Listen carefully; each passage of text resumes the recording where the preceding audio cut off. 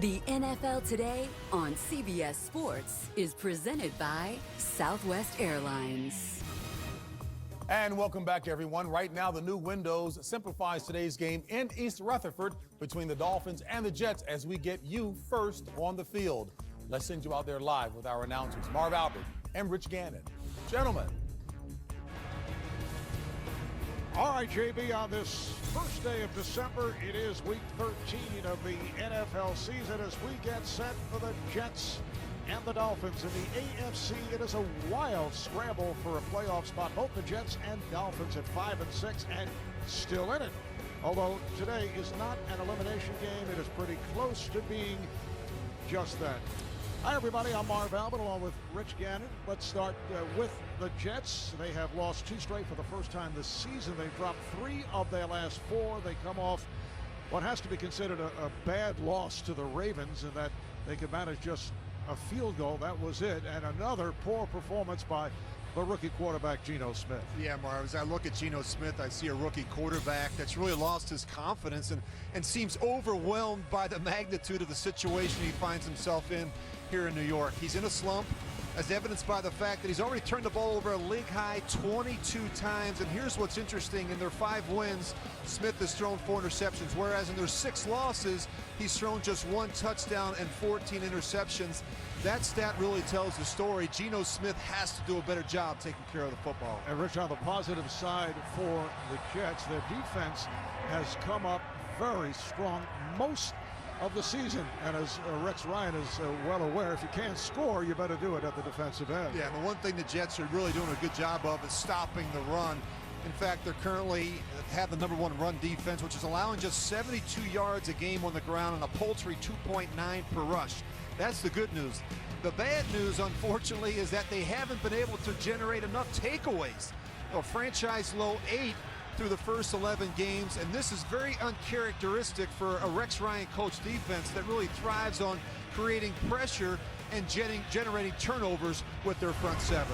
You say paltry, that Delaware education is just Thanksgiving. It's just incredible. As for the Dolphins, as I mentioned, a record of 5 and 6. They come off a tough loss to a good Carolina team, and they will need their young quarterback Ryan Tannehill to finish strong the rest of the way. Rich, can he and the Dolphins put all those off-field issues aside and make a playoff run? Well, if Miami is serious about a playoff run, they're going to need more from Ryan Tannehill in the passing attack. He needs to get on a roll, and he has to eliminate some of the inconsistency in his own game.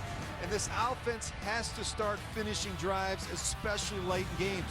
They've been in a number of close games. It's time for them to start making some plays down the stretch, and it really starts with Ryan Tannehill. And in the offseason, the Dolphins spent the big money, and they signed in free agency by way of the Pittsburgh Steelers. The explosive wideout Mike Wallace got off to the quiet start, but has come on as of late despite a number of drops. Yeah, they spent a ton of money in free agency on Mike Wallace. The initial results weren't all that impressive. But yet you get the sense that he's beginning to find his niche in this offense. Last week he had 5 catches for 127 yards and a touchdown against the Carolina Panthers. There's no question about it. He brings big play ability with his top-end speed. All right, we're set for Tools for Success, presented by Home Depot. Well, with the ankle injury to Daniel Thomas, he's out of the lineup. Lamar Miller has to shoulder more of the load in the running game, and that won't be easy against the #1 run defense in football. For the Jets, Chris Ivory needs to pick up the pace as well because of the struggles of the rookie Geno Smith. And now for the keys. Miami has to learn to finish in the 4th quarter, as they've now gone 7 straight games without scoring a 4th quarter touchdown. And finally, the Jets have to clean up the mistakes. They're not good enough right now to be able to overcome the penalties and turnovers which have plagued them throughout the season. All right, so coming up from the New Jersey Meadowlands, a matchup of 2 teams battling for a playoff spot. It is the Jets and the Dolphins, and we are moments away.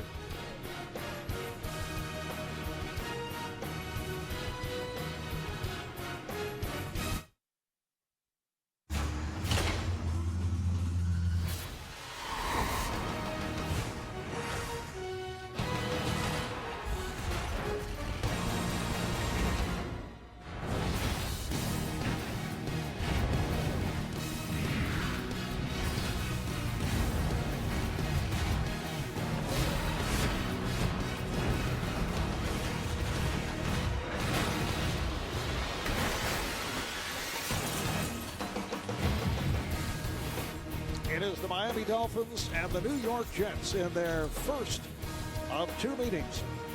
Today's game being broadcast in Spanish where available using the SAP button on your television. We'll be back with the opening kickoff right after these messages.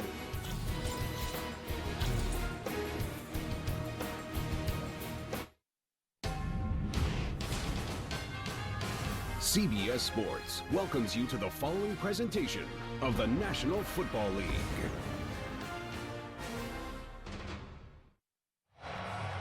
Welcome back to MetLife Stadium in the New Jersey Meadowlands. A balmy 46-degree day, winds not a factor. Jet head coach Rex Ryan telling us that he was hoping for much colder weather to make things even more uncomfortable for Miami, but it's a mild day. And there is Joe Philbin in his second season as head coach of the Dolphins, one-time offensive coordinator for the Green Bay Packers. Jets have won the toss. They have decided to defer. Miami will receive with Marcus Thigpen back deep, averaging 24 yards. A return second-year man from Indiana, awaiting the kick from Nick Folk. Spent 3 years with Dallas. This is fourth year as a member of the Jets. Miami starting the season 3-0, including road wins at Indianapolis and at Cleveland, then lose 4 straight. They had dropped 2 of the last 3 as Thigpen runs it out. And he's taken down shy of the 20, goes for 23, but you saw that flag come flying to Lon Landry on the tackle. Referee is Mike Carey. In his 19th year as an NFL ref. During the return, holding the receiving team number 56, half the distance to the goal, first down. It is on backup linebacker Jonathan Freeney, so they'll move it back as Ryan Tannehill takes the field. As you can see, sacked 44 times. Rich, that's the most in the NFL. Yeah, and it really, I think it affects everything he does, even his confidence, his ability to step up in that pocket and trust the protection. Miami starts out from the 8-yard line. The running back is Lamar Miller, who did not have a good performance last week against Carolina. Only 8 yards on 10 carries, and Tannehill throws a bullet underneath that is caught by the tight end Charles Clay, but it is just a 4-yard advance. Miami's offensive line welcoming back Mike Pouncey. Missed the last 2 games due to illness. Rex Ryan saying his biggest concern, the explosiveness of wide receiver Mike Wallace, who has 49 receptions for the season. They go double tight end with Charles Clay, Deion Sims, middle in the backfield for the second down and 6. Miller trying to make the turn and gets to the marker. Sheldon Richardson able to make the stop. Let's see, they'll take a long look. Might be a first down. The Jets defensively have been superb. Muhammad Wilkerson with 10 sacks.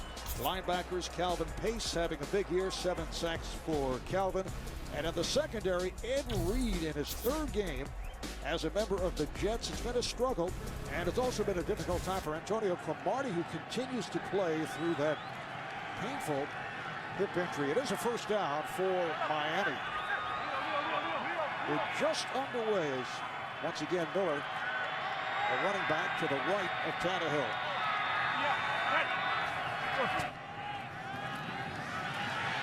Tannehill looking right through left and was nearly picked off. The pass intended for the wide receiver Brian Hartline, and Dean Milliner, a rookie from Alabama, had a shot at it. Yeah, these are throws that Ryan Tannehill has to make. He's late with his eyes. He starts to his right, and then he wheels back to the left. That's too difficult a throw to make when you're not looking at Brian Hartline. Trying to do too much with his eyes. And Jet coaches say that he will look one way and stay that way, not go to the other side. And they feel that he can do more in terms of how he looks at the field. Miller on the handoff. Really, with both of these quarterbacks, Marv, I think what you're talking about is really a half-field read. They're not reading the entire field. I think both coordinators have tried to scale it back. He's really You cut the field in half. It's man and zone reads. It's a high-low read. But you're not going to see Geno Smith or even Ryan Tannehill like a Tom Brady or Peyton Manning read the entire field. It's not that setup right now offensively. And this crowd urging on the Jet defensive unit. 3rd down and 6. Once again, Tannehill out of the shotgun.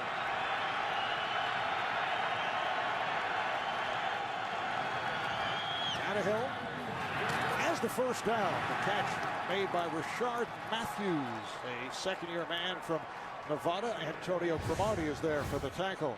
Well, the ball has to come out quick, and Tannehill is doing a fine job of that early in this game, getting the ball to Rashard Matthews. You can't afford to hold the football against this Jets defensive line. They've generated 32 sacks. And of course, Miami has already given up 44 sacks. They have some issues up front. So another first down for Miami. 3 minutes in, first quarter. 28, go! Now a short set and the completion. Mike Wallace cutting across the middle, breaks tackles, and then runs it out of bounds. Nice moves by Wallace. Well, Cromartie is really playing off. You're going to see him the right part of your screen. He has really given Mike Wallace a big-time cushion. And I'm not so sure, Marv, how healthy Antonio Cromartie is. He missed practice time this week. You see him kind of running gingerly there across the formation. You just don't see the explosiveness. That's a good matchup to watch. Wallace has a lot of cushion between himself and Cromartie. It's a 21-yard gain. And one of the problems for the Jets is that they have, and we saw that last week against the Ravens, giving up the deep ball. Here's Miller running hard. That's inside the 45. David Harris, inside linebacker, makes the tackle. Pick up a 4. Well, the Jets, the Dolphins have to have some balance offensively, I think, to have a chance in this game. They're not built to throw the ball 40 times. They've got to be able to run it effectively on the early downs with Lamar Miller. And the Jets have been so effective against the run. They average, what, 2.9 per carry, which is unheard of. It's one of the best rushing defenses in the history of the NFL as Tannehill looks to his left, and he fires.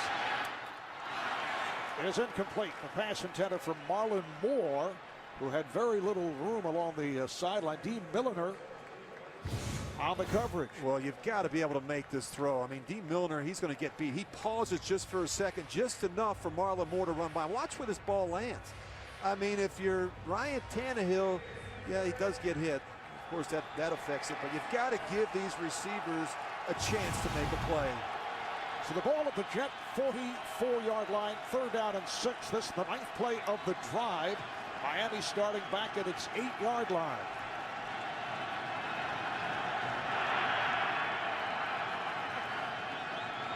Tannehill looking left and stays that way, able to complete for the first down. He has Hartline, the Dolphins' leading receiver, making his 54th catch, going right at the rookie Milliner. And they're going after Milliner because they want to stay away from Cromartie. And the thing that Brian Hartline always does a nice job of is run these return routes or these comebacks on the boundary. You can just tell that Tannehill and Hartline have a rapport, a good feel for one another and how he's going to run certain routes. That's a gain of 13. Now they line up in the I formation for the first time for this 1st and 10. You can see Cromartie. He has help over the top from the safety. And from the 31, Tannehill with lots of time, pumping and now in trouble. Running, he runs very well, as he did last week against Carolina. David Harris makes the stop, and Tannehill picked up 5. Well, sometimes you just got to be able to throw it over the top, and the middle of the field is going to be wide open. The Jet safeties are shallow. And look at Hartline. He goes right by the safety. I mean, there's a touchdown there if Tannehill will just give him a chance and stay with him. Things happen quick, but boy, you've got a guy like Hartline screaming to the post. You've got to give him a chance. Tannehill began his college career as a wide receiver. We talked about that with him yesterday. Said, is that what led to the good running? He said, no, he was just naturally very skilled in terms of running the football. Mike Wallace on that short hitch picked up 6 and a first down. Yeah, and Wallace is really starting to come on now. He's 49 catches coming into today's game. I get the sense that Tannehill is starting to get a feel for what this guy is capable of doing, especially in the vertical passing game. They've got to continue to feature him and give Wallace chances down the field. But you often see Tannehill either overthrowing or underthrowing Wallace. Yes. I think sometimes, you just got to trust it. You've got to cut it loose and let Mike Wallace run under it. All right, this time a flip to Miller. Lamar Miller. Does he get in? He went to the pylon. A flag is down. No indication on the field. Apparently did not cross the goal line, but there is a penalty marker. Lamar Miller showing his speed. Offense number 42 blocking downfield. 10-yard penalty is still first down. So they'll bring it back. It's on the tight end, Charles Clay. Oh, that's too bad because they had a great looking screen there. Charles Clay is going to release, get downfield, and he's blocking on the second level. You see Joe Philbin, he's not at all happy with that call. Would have been a 17-yard play. So back at the 30, it is a 1st and 20 for Miami. They have had the ball since the start of the game. Miller in the backfield. Tannehill pumps, find anybody, and he's taken down. Sacked for the 45th time this season. Quentin Coples, the outside linebacker, second-year man from North Carolina, comes up with his second sack of the year. Well, you just can't hold the ball against this defense. You can't afford to take that second or third hit. The ball has to come out on time, or something bad is probably going to happen.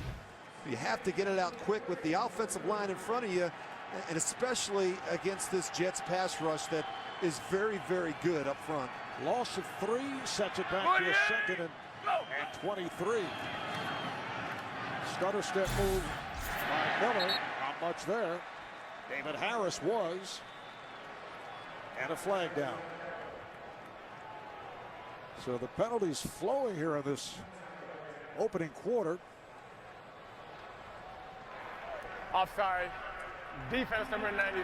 5-yard penalty is still second down. South the nose tackle Kendrick Ellis. The Jets are number 4 for most penalties in the NFL.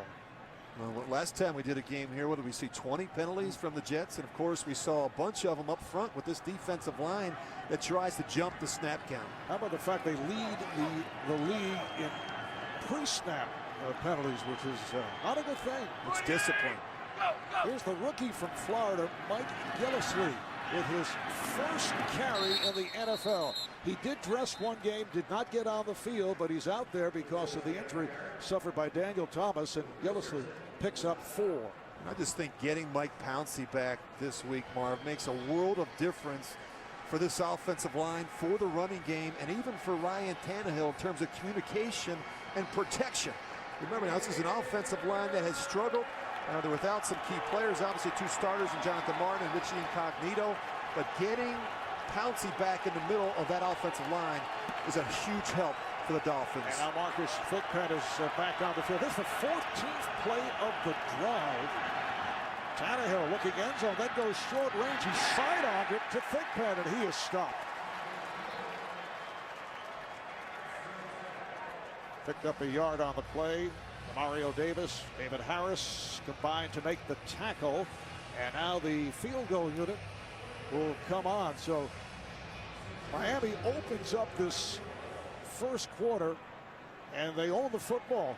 Just 6 minutes remaining in the first. 14 plays, 69 yards. They stall. It's a good stop there at the end by the Jets. 41-yard attempt by Caleb Sturgis. It is no good.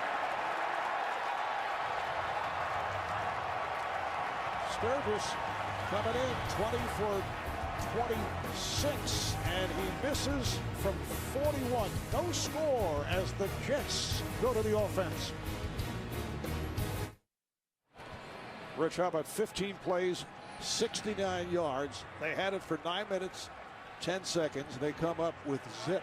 Well, that's a terrible way to finish a drive. And again, that's been a problem, a kind of a reoccurring theme for this Miami offense the last 4 or 5 weeks. So the Jets start out from their 31. Geno Smith is taken down. Olivier Vernon now with 7.5 sacks. Well, Miami does a nice job. You're going to see Vernon. He's down the bottom of the screen. He reads pass. He's going to beat DeBrickashaw Ferguson around the edge. And again, protection has been a problem for Geno Smith as well. They've given up 38 sacks already. In the 5 home starts, he's won 4 and lost 1. But you go back over the last 6 games, it has been brutal. Only 1 touchdown pass. He's been intercepted 10 times. And last week, a very poor 9 for 22. This time he flips out to the right side. He has the tight end Cumberland. And we check out the lineups. A look at the Jets offensively. The center Nick Mangold was a question mark with an injured wrist, but he is in there. Backs and receivers, another questionable for today. Santonio Holmes, who's been playing hurt throughout the season with a foot injury, is also in the starting lineup. Geno Smith, the rookie from West Virginia. I think struggle would be a very kind word when we talk about Geno, the way things have gone in recent weeks. Now he has protection and he fires. It is way off. Intended for David Nelson. And he's hearing the boos immediately. Well, you know, we talked with Marty Morningweg, the offensive coordinator, on Friday, and one of the things that he said that really kind of struck me, he said, we have no precision at all right now in the passing game, and we've got to find a way to get it back. They look out of sync already on the first possession. So the punting unit has come on. Ryan quickly will boot it to Marcus Thigpen. Thigpen is back at his 25 as we come up on 4.5 remaining in this first quarter with no score. Miami with the ball for a good portion of the quarter as the Jets go 3 and out. That was nearly blocked. And Thigpen calls for the fair catch. So Miami gets it back, a 39-yard punt. Back to the New Jersey Meadowlands in a moment.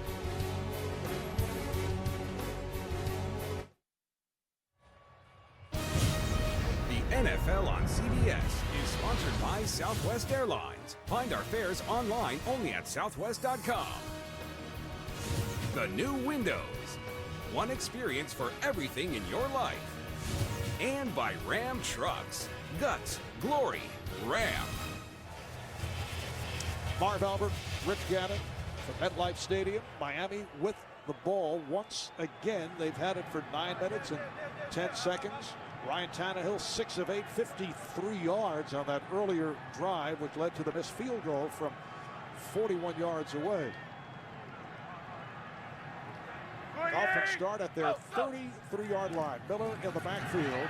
Miller looks to go wide, trying to turn it and could not.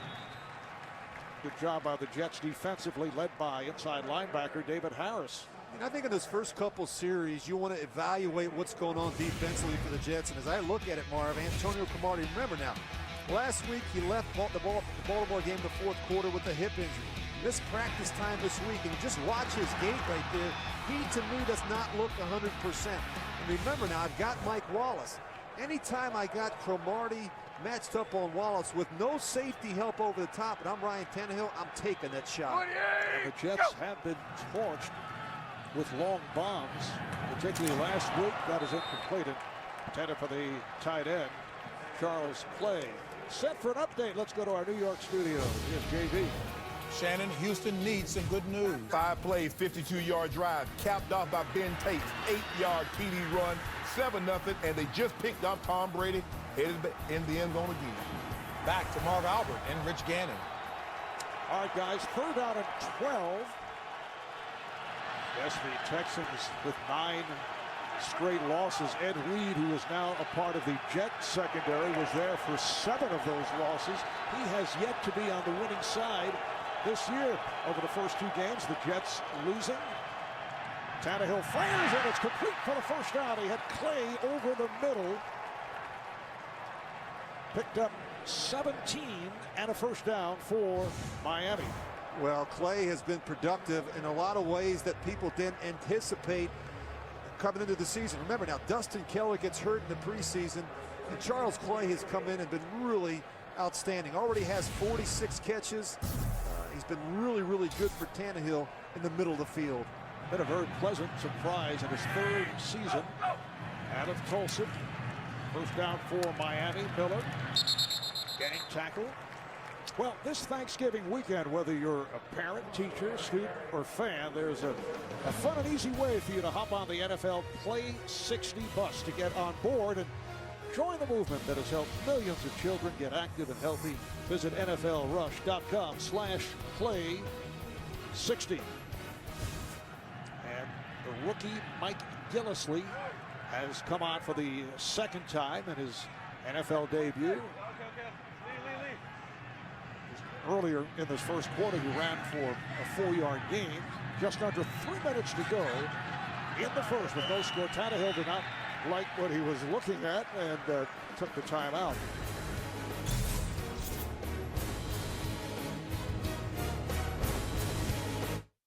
Well, a topic the Dolphins are not looking to talk too much about. The latest on the Jonathan Martin Richie Incognito episode. Now, yesterday, Martin's season officially ended with the Dolphins. They placed him on what is called the reserve non-football illness list. So he'll be paid his entire salary, including all 9 games that he'll end up missing. As for Incognito this past Friday, he agreed to extend his 4-game ban for 2 more weeks in exchange for getting paid for 4 of those 6 games, as Tannehill was able to play right at the marker. And Incognito could return for the final 2 games if that all holds up.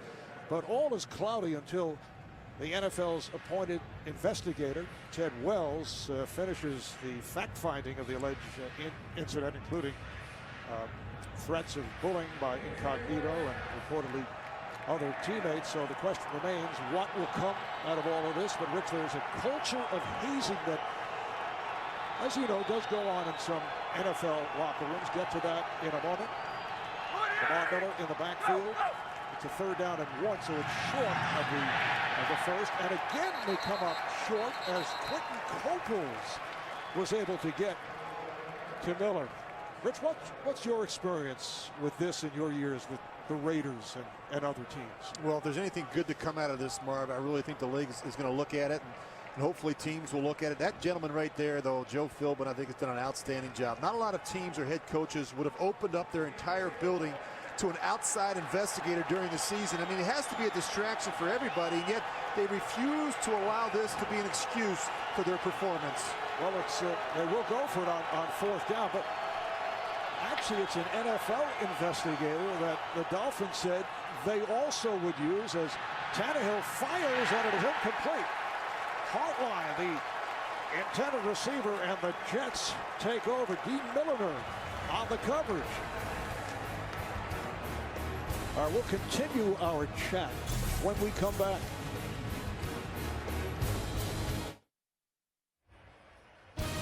The NFL on CBS is sponsored by Jared, the Galleria of Jewelry, with 5 times the selection of ordinary jewelry stores.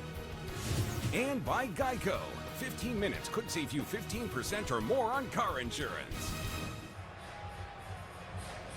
Jets take over at their 43-yard line. How about these numbers?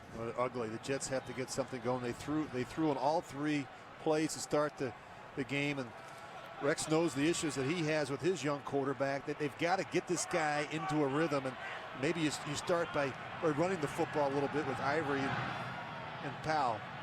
Bilal Powell is in the lineup here. It takes the flip, looks for the hole, and then is able to pound his way across the 45, picked up 3. Programming reminder, Friday on CBS, Katy Perry, Taylor Swift, Robin Thicke perform live when LL Cool J hosts the Grammy nominations concert. That's Friday at 10, 9 Central, only CBS.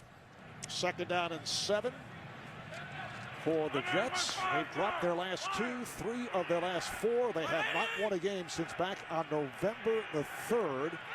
Not a good opening series for Geno Smith, who is now in the empty backfield and completes for the 1st down. Kellen Winslow, the 9-year veteran out of Miami on the catch for 12. And this is a good set for them, an empty set. It really helps define the coverage a little easier and quicker for Geno Smith, and that's really the matchup that you want. You know, the tight end on the linebacker, and Winslow has, throughout his career, won those battles. Now Chris Ivory, who was a question mark because of a sprained ankle, takes the handoff, tries the right side, and tough to bring down. It appeared Miami had him, but he picked up some additional yardage, and finally Vernon was able to get to him. But a 5-yard gain as this first quarter comes to an end with no score. We'll be back to the Meadowlands after these messages. You're watching the NFL on CBS.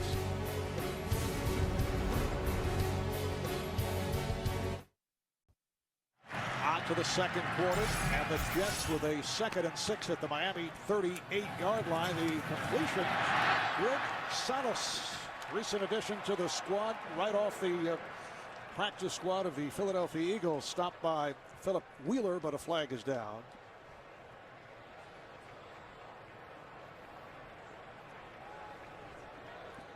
Salas, originally a 4th-round pick of the St. Louis Rams. He's been with New England illegal and block Philly. on the back. Offense number 66. 10-yard penalty is still 2nd down. Well, it's on the right guard, Willie Colon. Well, it's been hit or miss for Geno Smith so far this season. He actually got off to a pretty good start, Marv. The first 5 games, they were 3-2. He was taking care of the football. But since then, it has been ugly for Geno Smith the last 6 games. Look at that, 10 interceptions, just 1 touchdown. We talk about ball security and how important it is for a young quarterback. He better get it figured out in a hurry or they're going to run him out of town. We saw it happen with Mark Sanchez those first couple of years. With a defensive coach like Rex Ryan, he has very little tolerance for young quarterbacks who continually turn it over. And out of the gun, Smith fires, and he's off the mark. Pass intended for Salas.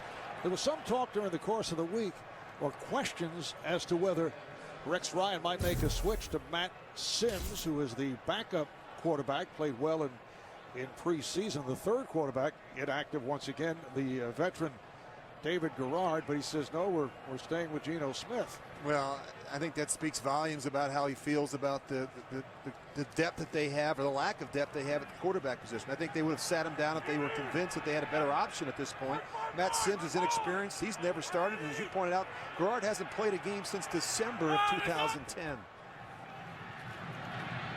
All right, Smith had some time. Now in trouble, and just tosses it away.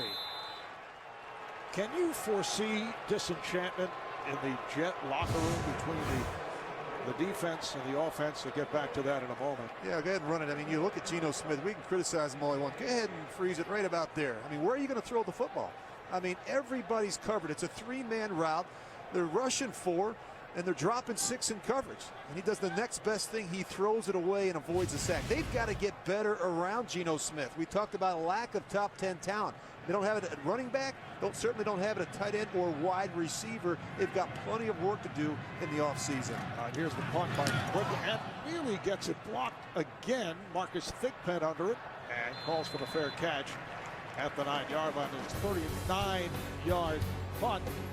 So Miami in possession. Back in a moment.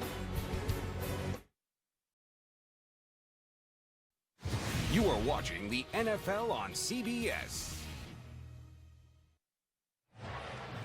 Dolphins start out from their 10-yard line. The Jets and the Dolphins are scoreless here in the opening minute of the 2nd quarter. The running back is Lamar Miller.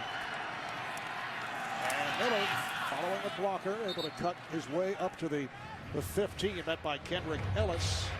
Well, Ryan Tannehill has to make them all count. And I think at times he tries to be too perfect when he throws to the receivers. He tries to throw the perfect ball as opposed to just getting it out there and letting them run under it. Particularly this one here to Brian Hartline. I mean, you don't get that many opportunities. You don't get them that wide open in this league. And when you do, you've got to be able to hit them.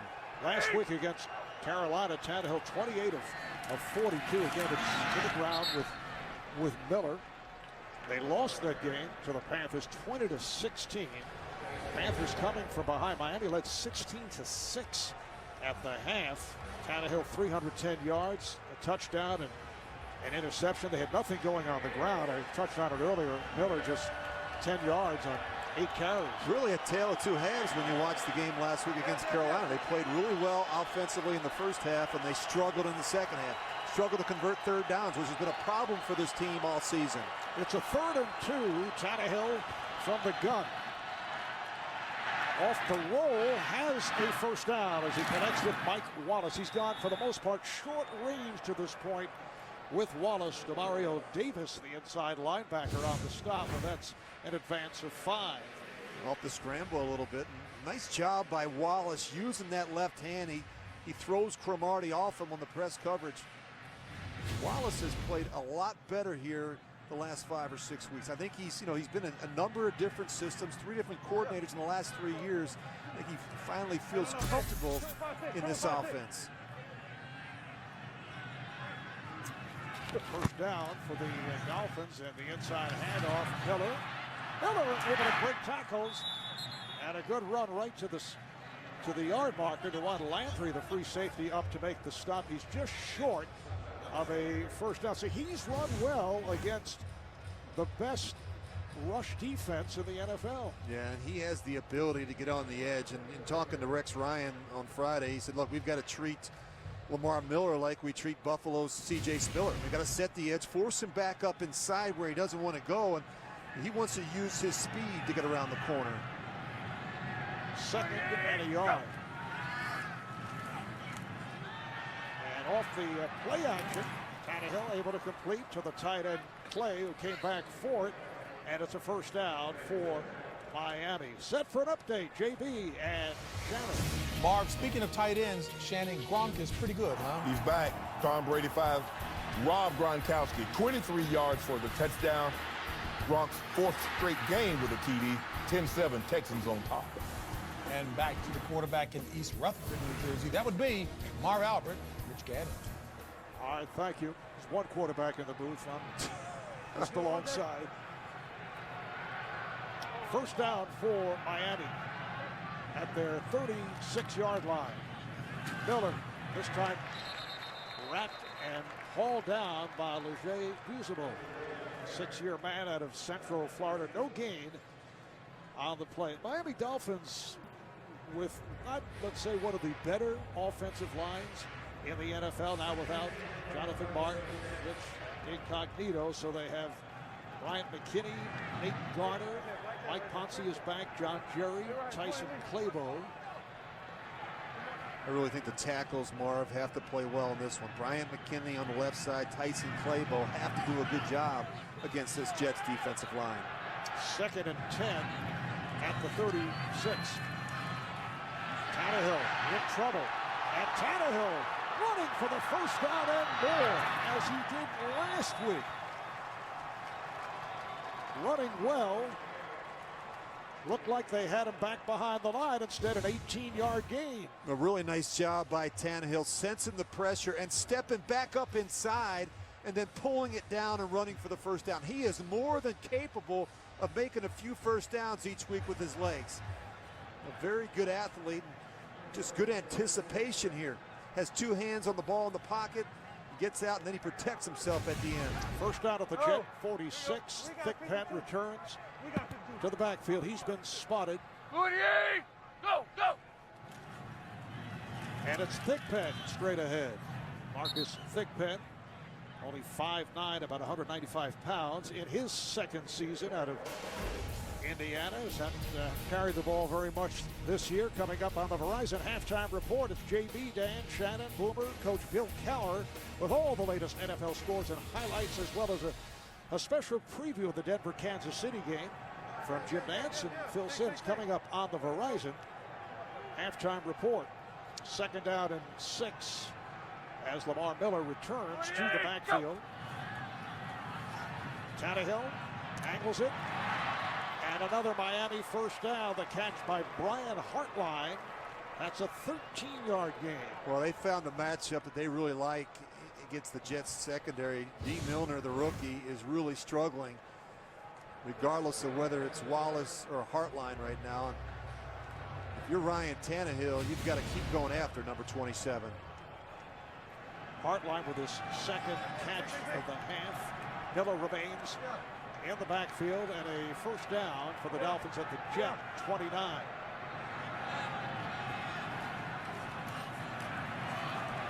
He'll get a good protection, and then has to throw it away. They started to come. Getting back to the subject of Martin and Incognito, Rich, is it possible that coaches were aware of some of this and took the viewpoint of, well, boys will be boys, and let it go? Yeah, we'll get to that in just a second, Mark. He misses. At times he's got opportunities. He misses Rashard Matthews there, but I really think that what happened in the locker room, Mark, was an isolated incident. I really do. I think Joe Philbin has done an outstanding job with this group.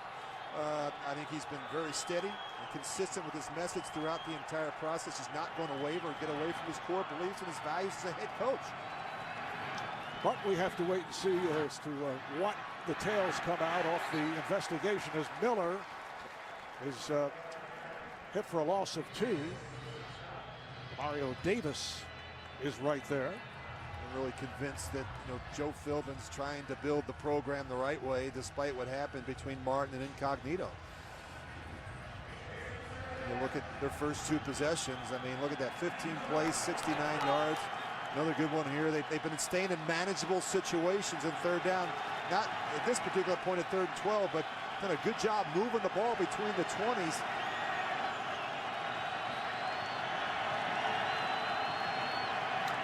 Tannehill out of the gun. Here they come. And he leaps one. Was that deflected? It's picked off. He took a hit as he threw.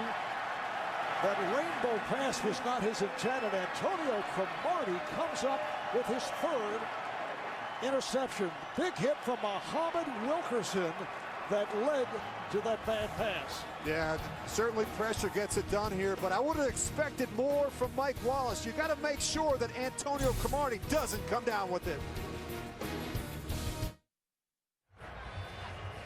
Antonio Cromartie a moment ago, picking off his 3rd interception. He's been playing through that hip injury. Pro Bowl quarterback last season for the 2nd time in his career. So the Jets take over. They have Chris Ivory in the backfield. Last week we saw all kinds of wildcat formations as Ivory, with some nice moves, gets across the 30-yard line. To this point, no wildcat, no chicanery on the part of the Jets. Well, Thursday on CBS, the Victoria's Secret models reveal all to Robin Williams in a sexy new Crazy Ones. That's Thursday at 9, 8 Central, only CBS. How about time of possession? Miami has had it for 18.5 minutes. The Jets for 3.5 minutes. They'll be fresh in the second half. And here is Smith firing downfield, and it is incomplete, intended for the tight end, Jeff Cumberland. It's kind of unusual. They're going to roll Geno Smith to his right and throw all the way back across the field to his left. Kind of a dangerous throw. He actually puts a decent ball there. Cumberland would have helped himself if he just would have kept running. Rich, last week in the game against the Ravens, we saw quite a bit of Josh Cribbs, who can throw the ball, as we have seen on a number of occasions back to his days with the Browns, and saw that since he's come to the Jets. But they're staying with just the conventional formation. While Powell comes up short of a first down. Deion Jordan, defensive end, makes the stop. Well, that was really a conservative call now on 3rd down, wasn't it? I mean, I think it speaks volumes about maybe the lack of confidence that they have in their passing game with Geno Smith. I started to get into it before, but can you foresee disenchantment eventually, or even now, the Jet locker room, between defense and offense? The defensive guys playing so well, the offense in particular, quarterback Geno Smith playing so poorly. Can that lead to grumbling and finger pointing? It can, and I've been a part of it, where the offense really struggles to generate any points. The defense is playing well enough to keep you in games with a chance to win. Flag is down as Thigpen returns across the 40-yard line. Nice return, and it's Josh Cribbs Try to make that tackle to shake it up, but he's back on his feet. A 50-yard punt, but a 24-yard return plus a penalty.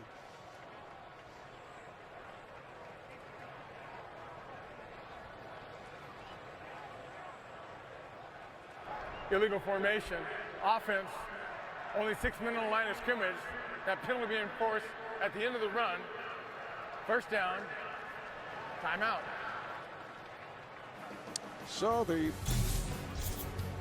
penalty announced by Mike Carey, and they will adjust. We'll be right back. The NFL on CBS is sponsored by the redesigned Honda Odyssey.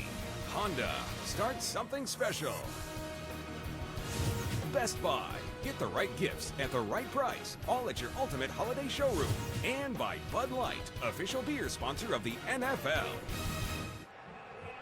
Rich, can you imagine walking out of your house like that? It's like my third grade math teacher. He apparently is self-proclaimed. He calls himself Captain Jet. I know Fireman Ed would be very upset. Jealous. Lamar Miller. And he is gang tackled. You know, it's amazing, Marv, that we've been talking about time of possession, and the Dolphins have had the ball 34 plays here in the first half, and they've got nothing to show for it, and they've missed some opportunities. They've gotten close, but they haven't been able to finish. And again, we've talked about that at the beginning of the show, the fact that they've struggled down in the red zone, you know, and they have not been able to finish drives. You look at those first 3 possessions, not the type of results Joe Philbin's looking for. Just under 6 minutes remaining in this first half. Little fake to the run, and then the pass for Hartline and a first down for Miami. The left corner, D. Milliner, on the tackle, but it's good for 17 yards. Boy, D. Milliner is having a rough first half. He's struggling right now. Going to run a little in route with Hartline. You just see Milliner. He's not able to hang with Hartline. Really good anticipation by Tannehill. Now Mike Wallace, top of your screen, flank to the right. I keep feeling there will be an explosion on the part of Wallace. It's been very conservative to this point in terms of firing the long ball. Well, there is an open Wallace at the 20 for another first down. It's amazing that the respect that Cromartie. Watch Cromartie at the top. He's going to turn and run, and he loses Mike Wallace. I mean, he doesn't want to get beat deep. He doesn't want to be embarrassed by Wallace running by, and you can tell that Cromartie is not 100%. He's asking for safety help over the top. That's a 15-yard gain and another Miami first down. Still no score. Screen for Miller. Miller, using his speed, gets inside the 10, and Miami on a roll. It'll be a first and goal. Picked up 13. The tackle by David Harris. Remember now, they ran a similar screen in the first quarter that got called back because of an illegal block downfield by Charles Clay. Not this time. And one way to take the edge off of this pass rush is to mix in screens every now and then. First and goal down at the 7-yard line. Miller is the running back. Still no score with just under 4 left in the half. And a quick moving first half. Not much happening, particularly from the Jet point of view. This is Miller working his way inside the 5. Muhammad Wilkerson making the stop. One thing that Lamar Miller is doing a much better job of this week is he's been more decisive. You know, he's smacking it up in there, even if it's just for 2 or 3. There were too many negative runs last week because of penetration, and he reversed field a couple times and had some big losses. And you're not seeing as many of the negative runs here so far for the Dolphins. Second and goal at the 4. Now the rookie Mike Gillislee has come on. Gillislee gets the call, and he drives. No indication. He is just short of the goal line. Picked up 3. I think his knee is going to be down just short of the goal line.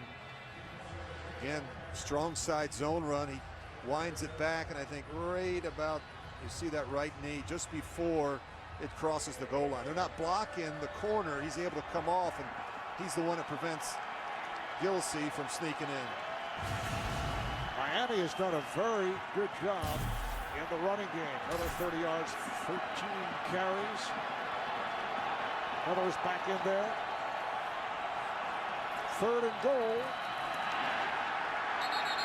Charles Clay just short. Clay, the tight end or H-back, getting the call and just short of the goal line. But that was a huge stop by that Jets defensive line. Look at the penetration right the left side of that offensive line. You're going to see Nate Garner. He gets walked back. Penetration kills you in short yardage and goal line situations. All right, so the decision by Joe Philbin. I would think you have to go for it here. 2-minute warning. We'll be right back. 4th and inches as we resume the running backs Miller and Gillislee. And now Tannehill drops back to the shotgun. The Dolphins are going for the touchdown. Tannehill throws a floater. It is incomplete. Intended for Clay, the tight end.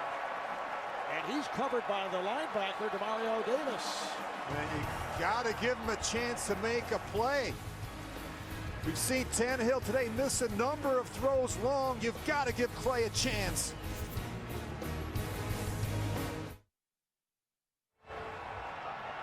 As the Jets take over, now these are numbers you rarely see. Per drive, Miami has averaged 5 minutes and 45 seconds. The total for the Jets in terms of possession for the first half, 5:01. Yeah, they haven't got anything going. That's really why I like Joe Philbin's decision to go for it in that situation, Marv, because the Jets haven't done anything offensively. Chris Ivory just looking to find some room. Oh no, Geno Smith apparently on the quarterback sneak. Picked up short yardage. Coming up on the Verizon Halftime Report, join JB, Dan, Shannon, Boomer, and Coach Bill Cowher for all the latest NFL scores and highlights, as well as a preview of the Denver-Kansas City game from Jim Nantz and Phil Simms. We'll take a break. Just under 2 left, first half. The NFL on CBS is sponsored by Bose, the official home audio sponsor of the NFL. And by Kelley Blue Book. Everything you need to make a smart new car decision is at KBB.com. Quarterback Geno Smith just 2 of 6, 18 yards thus far, 2 of 7 last week. What would you like to see from Geno Smith? How about a first down? I mean, you just got to help your defense out at some point while they're going on the field almost the entire first half. Well, they almost had Chris Ivory. They're trying to push him back toward the end zone for a safety. Cameron Wake with the good play.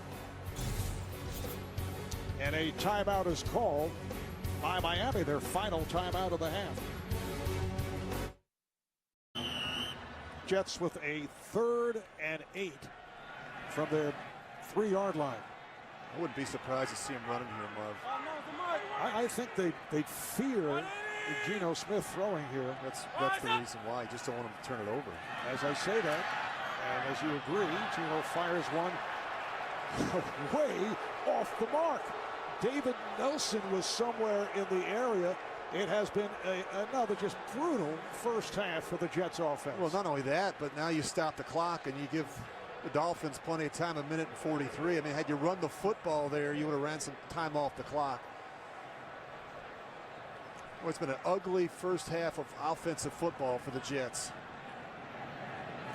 Ryan Quigley from the back of his end zone put it out. Thigpen back pedals. And he's hit immediately. Marcus Thigpen very casual as he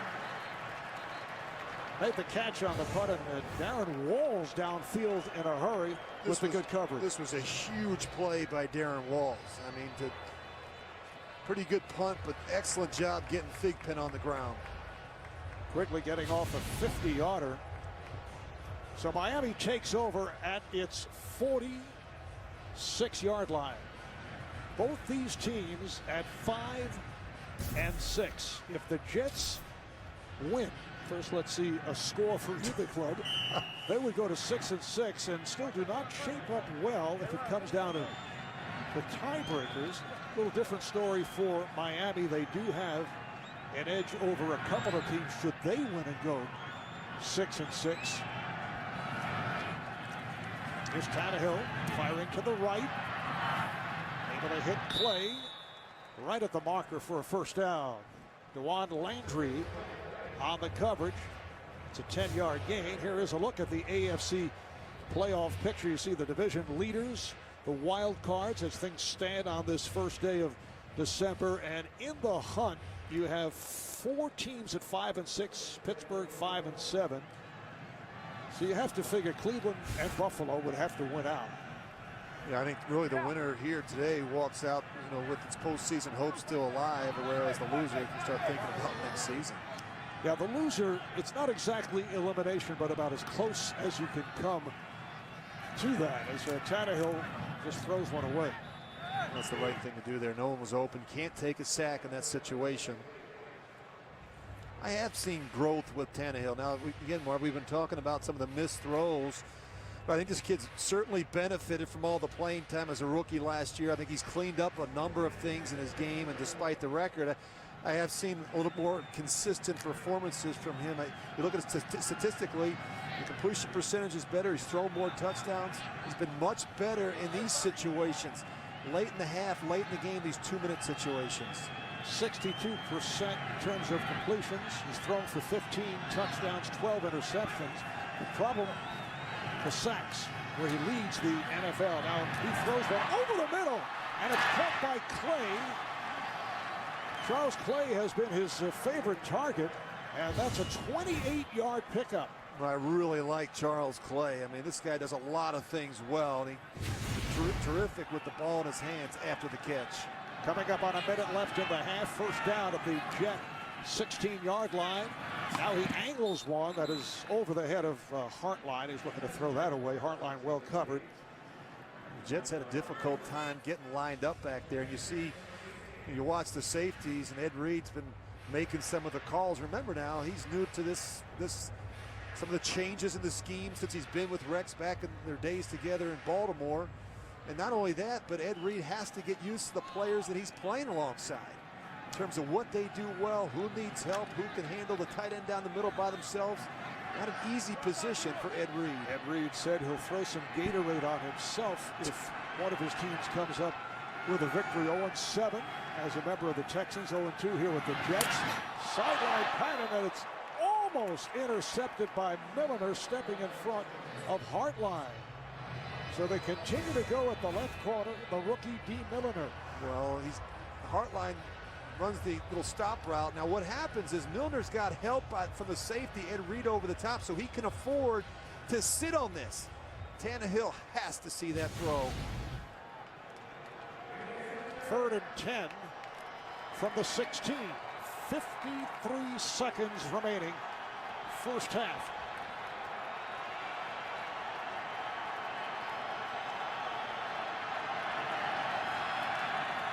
Tannehill looking right, throws end zone, and it is incomplete. Intended for Mike Wallace, was not given much room from Antonio Cromartie.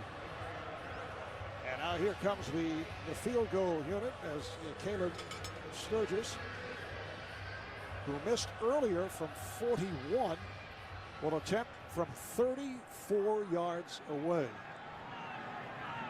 Can there be a score in this first half? As an angle to the right, the kick by Sturgis is good.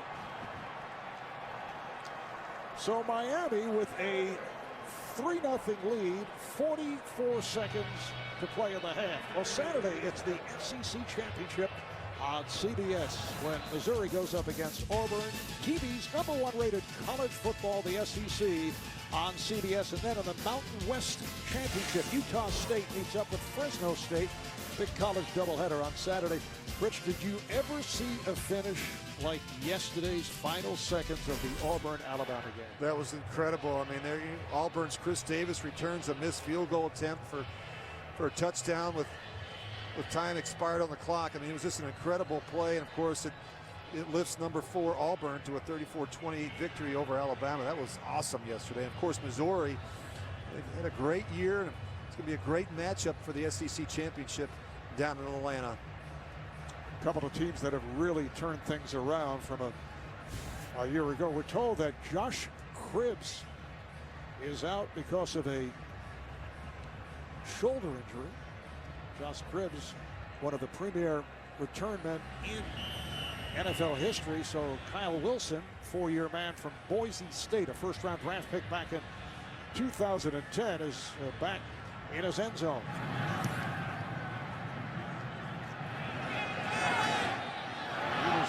A little indecision there. He thought, hey, maybe I will run it out, and then decided you might as well. I mean, if your offense can't do anything, maybe you can get a lift in the kicking game.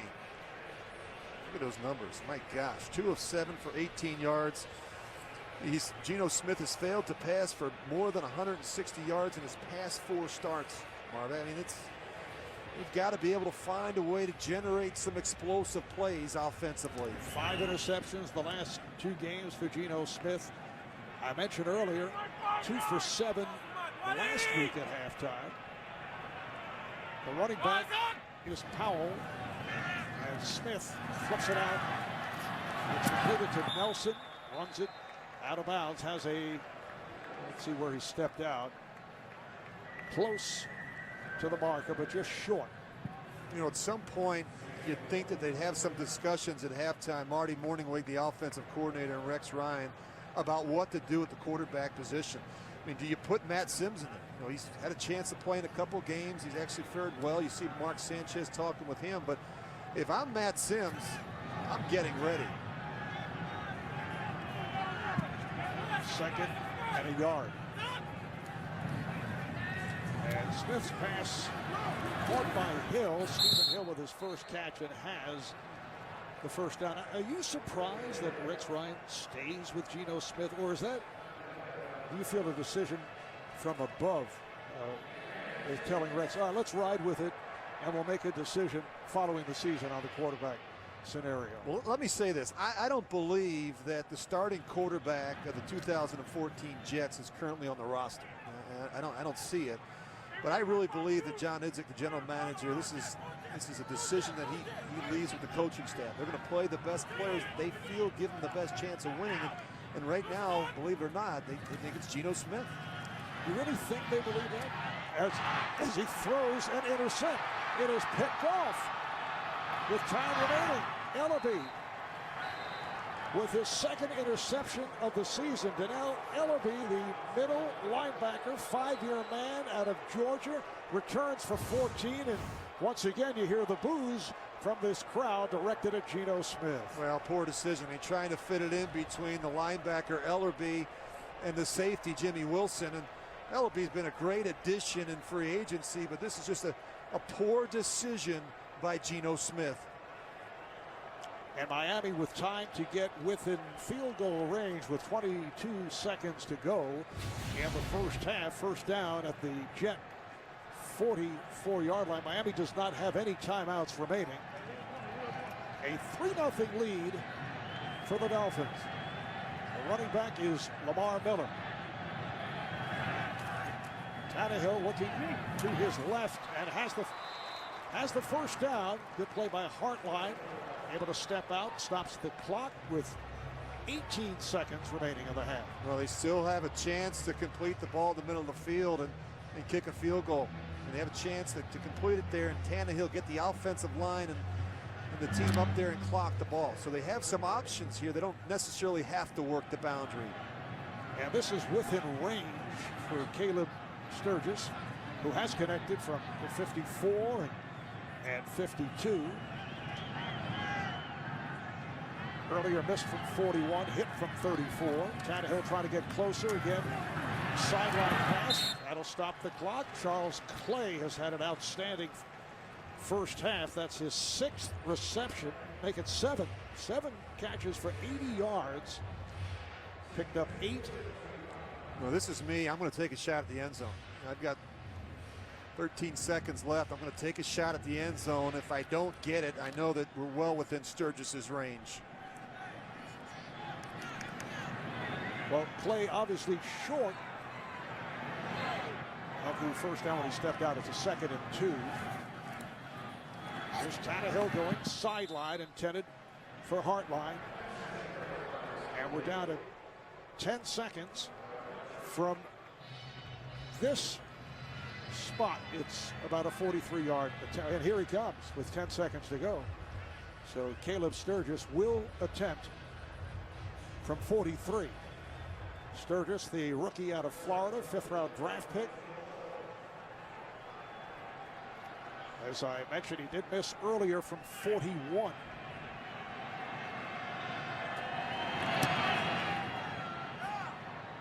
And the kick is good.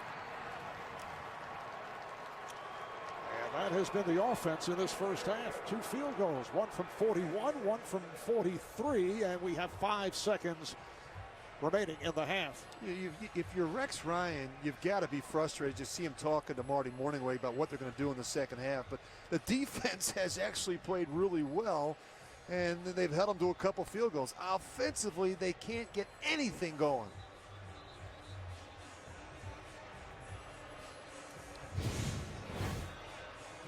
Looked like Rex here was thinking about taking a timeout in an attempt to free. Didn't call it in time, apparently. Yeah, see Rex saying too late. Looking to affect the kicker, but did not indicate the timeout quick enough. Fantasy football fans get a fresh start with Player Challenge 4-week game that now includes even bigger cash prizes. See the rules. Sign up at cbssports.com/challenge. Kyle Wilson is back for the injured Josh Cribbs.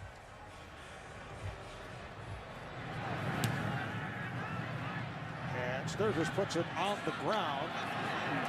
And this will conclude matters in the first half. As Duzable with a short return. And here come the boos. That's the end of the half. Miami with a 6-0 lead on the Jets. Back with the Verizon halftime report after this message and a word from your local station.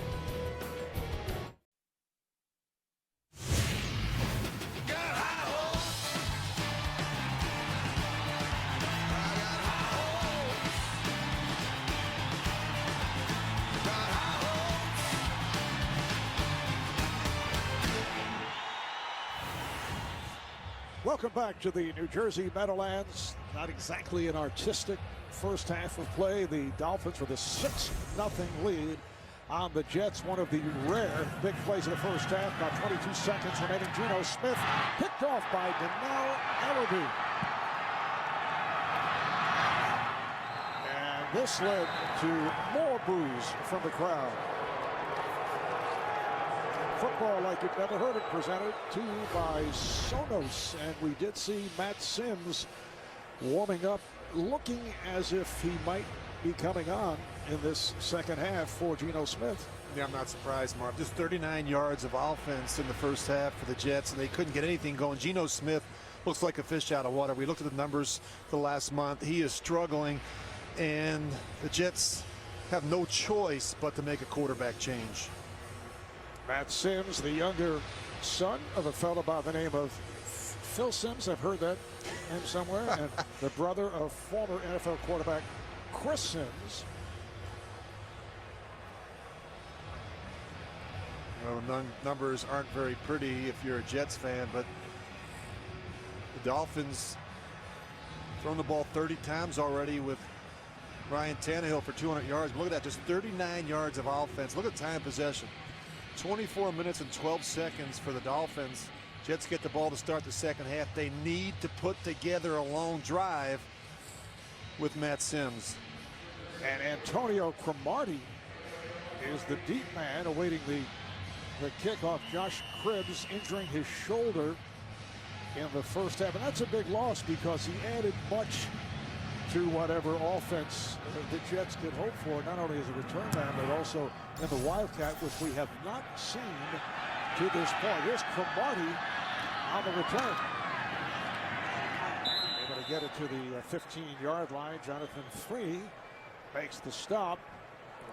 And now Matt Sims hears it from this crowd as he comes on for Geno Smith, who struggled again, just 4 for 10, 29 yards. Matt Sims played well in preseason. Signed as an undrafted free agent.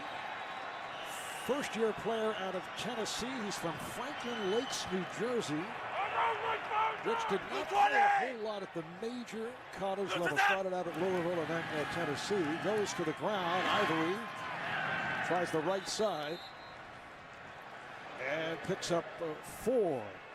Take a look at this to see Matt Sims making his way out of the locker room, a little psyched up, a little pumped. He got out here early because he knew he was going to get the start in the second half and got some warm-up throws. And this is a great opportunity for Matt. You know, Geno Smith has not played well. Marv, we talked about the turnovers. This is a team that at 5 and 6 needs to do something special here in the second half to keep the playoff hopes alive. Matt has done some mop-up completes to Greg Salas with short pickup.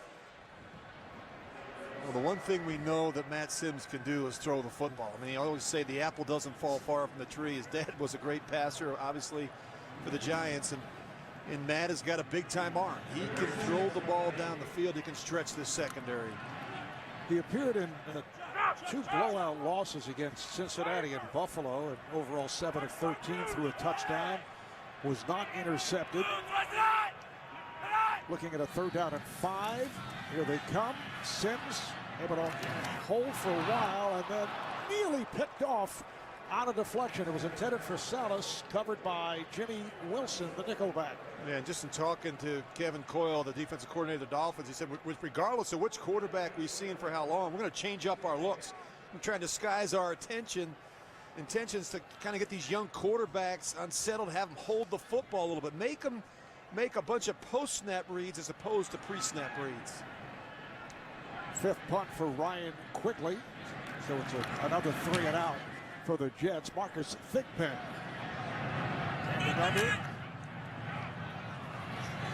Thigpen goes sideline. Try to make the cut, but was hit down. Taken down by Ellis Langster. 46-yard punt, 18-yard return, and a flag is down.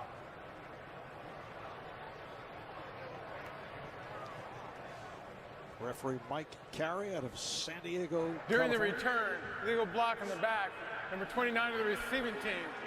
From the spot of the foul, 10-yard penalty, 1st down. That's on the backup corner, rookie from Utah State, Will Davis. And we'll take a break. 1.5 minutes gone by here in the 3rd. Well, Rich, this tells you how bad things have gone for the Jets. 3 wide receivers and a running back have either the same total of yards for the entire Jet team or have surpassed 43 yards. Yeah, it's an ugly first half for the Jets offense, and now the Jets defense has to find a way to come up with a turnover. They need to do something here. Lamar Miller on the run picks up 2 yards. Matt Sims coming on for Geno Smith, who had another poor performance in the first half. As you see, a Jet player is down.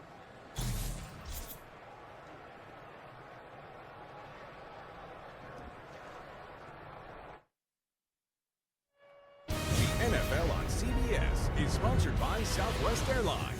Find our fares online only at southwest.com. Aflac. When you're sick or hurt, Aflac pays you cash. Find out more at aflac.com. And by the Chevy Black Friday sale. Stop by your local dealer where you can find the best prices of the year on select models. As we're headed to commercial, we saw a Jet player shaken up. Was Damon Harrison, nose tackle, 2nd-year man out of William Penn. So we resume with Marcus Thigpen taking the handoff and running it out across the 40-yard line, run out by David Harris. It's a pickup of 4. Well, they call him Snacks. David Harrison enjoys the occasional extra snack. It should be pointed out at our production meeting yesterday. Rich demonstrating the same skill. You know, whatever it takes. Free food. If it's free, it's for me. Gillisley, the rookie from Florida, who's been used sparingly, has returned for the backfield. And now providing protection as Tannehill's pass sails over the head of Hartline. Covered by Kyle Wilson. You know, Kyle Wilson does a nice job. He's going to be running up the seam with Hartline, knowing that he has some help over the top from Ed Reed, so he's really in a trail technique. Would have been a tight one to fit in there for Ryan Tannehill. First punt of the day for Brandon Fields, who averages just under 50 yards a pop. He leads the NFL in gross punting, as he did last year. And as I say that, that's a poor punt. Takes a nice hop and then carries out of bounds. Brandon Fields not warmed up. First punt of the day, 37 yards. The Jets with Geno Smith at quarterback in the first half, just 5 possessions. 4 of the 5, Rich, 3 and out. Yeah, 3 and outs are demoralizing to an offense, and you know they've got to find a way to get something going here. Marv, you and I were just talking in the break. I think you got to be aggressive. You know, you can't treat Sims with kid gloves. Let him go out and play. Give him some opportunities early on these early downs. Well, big hole there for Bilal Powell on first down. Koa Nisi, the outside linebacker, on the tackle. Well, this guy right here has struggled, and this is not just today. Look at those numbers the last 3 weeks. I mean, just 8 completions and against New Orleans, and Buffalo 9 against Baltimore last week. And he's just not played well, and he can't keep holding the team back because of a lack of production and consistency at the quarterback position. Nice move by Powell to pick up the first down. Vernon able to cover up, 4-yard advance for Powell. And Geno Smith actually grew up just minutes from Sun Life Stadium outside of Miami, but says he was not a Dolphins fan. And coming into today, over the last 6 games, only 1 touchdown pass and 10 interceptions. Another bad half here today. And the end result, Matt Sims starting out in the second half. He has Chris Ivory in the backfield. This is Ivory picking his way. Goes for 3. Once again, Olivier Vernon on the stop. This is why you make the change at quarterback. We've been talking about the struggles of Geno Smith. Last player with less than 10 completions in 4 straight starts. Got to go all the way back to 1988. Former Heisman Trophy winner out of Boston College, and CFL star Doug Flutie.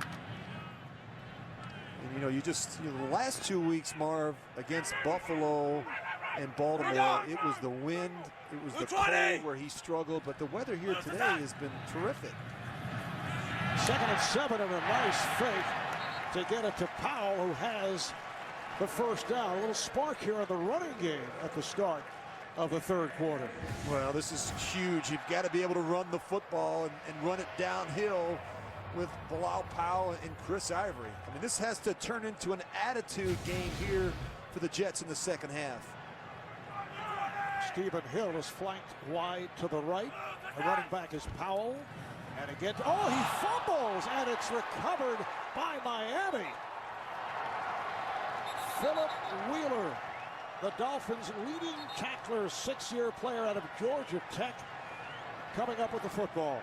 Well, there was some confusion between Sims and Bilal Powell. I don't believe that Bilal Powell was anticipating getting the football. You're going to see he puts it in there. Powell, he's starting to run. He's looking upfield. He thinks that the quarterback pulled it out. This is what happens when the two don't get snaps together in practice.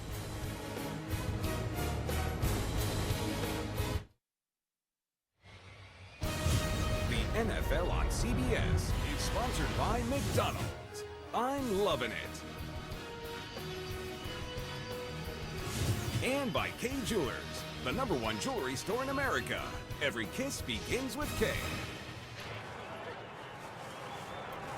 Back at MetLife, Marv Albert, Rich Gannon, a matchup of two teams still alive for a playoff berth, although this has not exactly been action-packed. We're 5 minutes into the third quarter.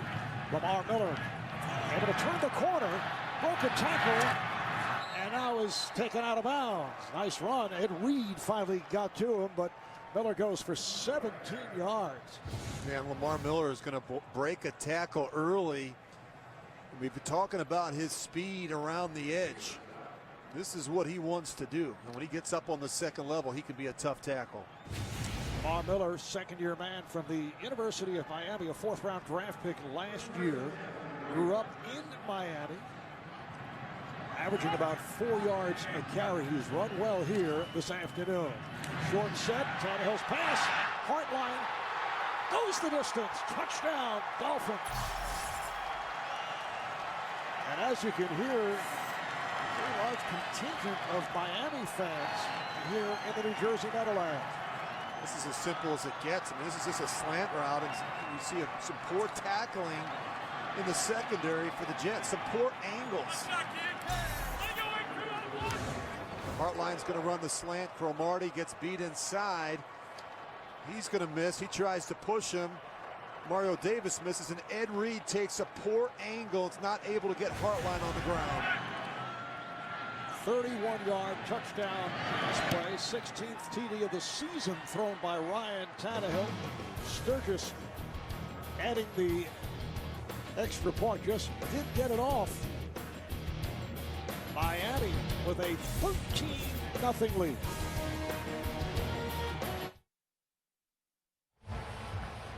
Moment ago, Brian Hartline, a five-year man from Ohio State, coming up with his third touchdown catch of the season. 5 catches, 85 yards in all. Miami's leading receiver. Miami with a 13-0 lead as they look to even up the record at 6-6. Cromartie returning the kick. Cromartie with his long strides gets across the 30-yard line. Nice return. R.J. Stanford able to make the tackle. Well, this week, don't miss the show. That's an elite by itself with guys who take on all 32 teams. That guy looked like Matt Sims. That's incredible. James Brown, Phil Simms, Chris Collinsworth, along with the artistry of NFL films. Inside the NFL, the show the pros watch Wednesday at 9, only on Showtime. First down at the 39-yard line. This is Ivory with a change of direction and with open field. Ivory cutting and gets to the 35, just inside the 35, a 32-yard run. Combination of Vernon and Carroll make the tackle. Yeah, he's going to get in the pile, and he's going to bunch. He breaks out to his left. Some poor tackling in that bunch. Look at Matt Sims. He's trying to get a block for Chris Ivory. Good effort by the young quarterback. Chris Ivory, 4-year man. Tiffin. And off again to Ivory. Tiffin University in Tiffin, Ohio, it should be pointed out. I mentioned earlier Matt Sims did throw a touchdown a couple of weeks back in Buffalo. Here it is. Jeff Cumberland, the tight end, on the receiving end of a 13-yard pass play. We always refer to Matt Sims as Phil's son. It should be pointed out it's actually Phil and Diana's son. I just want to, make mention because I didn't want to be accused of sexism. No, you can't do that. No. You never forget your first touchdown throw. That's something you always remember as a pro. Again, it's Ivory on the handoff. Ivory running well. Ivory a question mark for today because of a sprained right ankle. Goes for 8 more. Yeah, they really need to be able to run the football, but yet Miami has struggled a little bit. They haven't played the run as well the last 5 weeks, giving up almost 150 yards a game. When you're trailing 13-0, it makes it a little bit more difficult for Marty Morningweg to be patient with the running game. Third and less than a yard, just outside the 25. And again, the handoff to Ivory, and has the first down. Stopped by Philip Wheeler. So the Jets with a good-looking drive. Let's see where it takes them. It is update time. Let's go to JB and Shannon Sharp. As Shannon said, Houston was driving. 9 plays, 80 yards, capped off by a 5-yard TD run. Quarterback Case Keenum. The Texans retake the lead, 24-21 over the Pats. 2:11 left in the third. Marv Albert and Rich Gannon. All right, guys. First down for the Jets. Ivory gets the call once again. Wheeler and Nisi make the stop. Chris Ivory, quiet from New Orleans for a 4th-round draft pick. Averaged 5 yards a carry in limited action as a member of the Saints. Look at those numbers, which the Jets have improved here in the third quarter. Second down and 10. Sims will throw. He fires a bullet that is broken up. Broken up by the free safety, Chris Clemens. Intended for Stephen Hill in the end zone. Well, he was trying to jam this one in there, but he never feels the safety down the middle. And Clemens is just sitting on that one the whole way. Got a little bit of a break there, but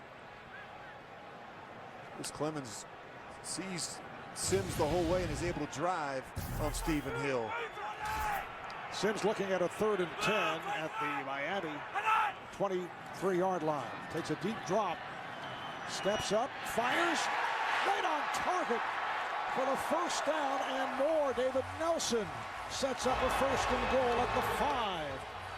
Well, David Nelson turns to his left and not to his right. He may score here.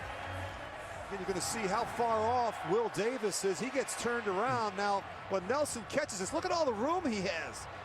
If he would have turned back over his left shoulder, he probably scores.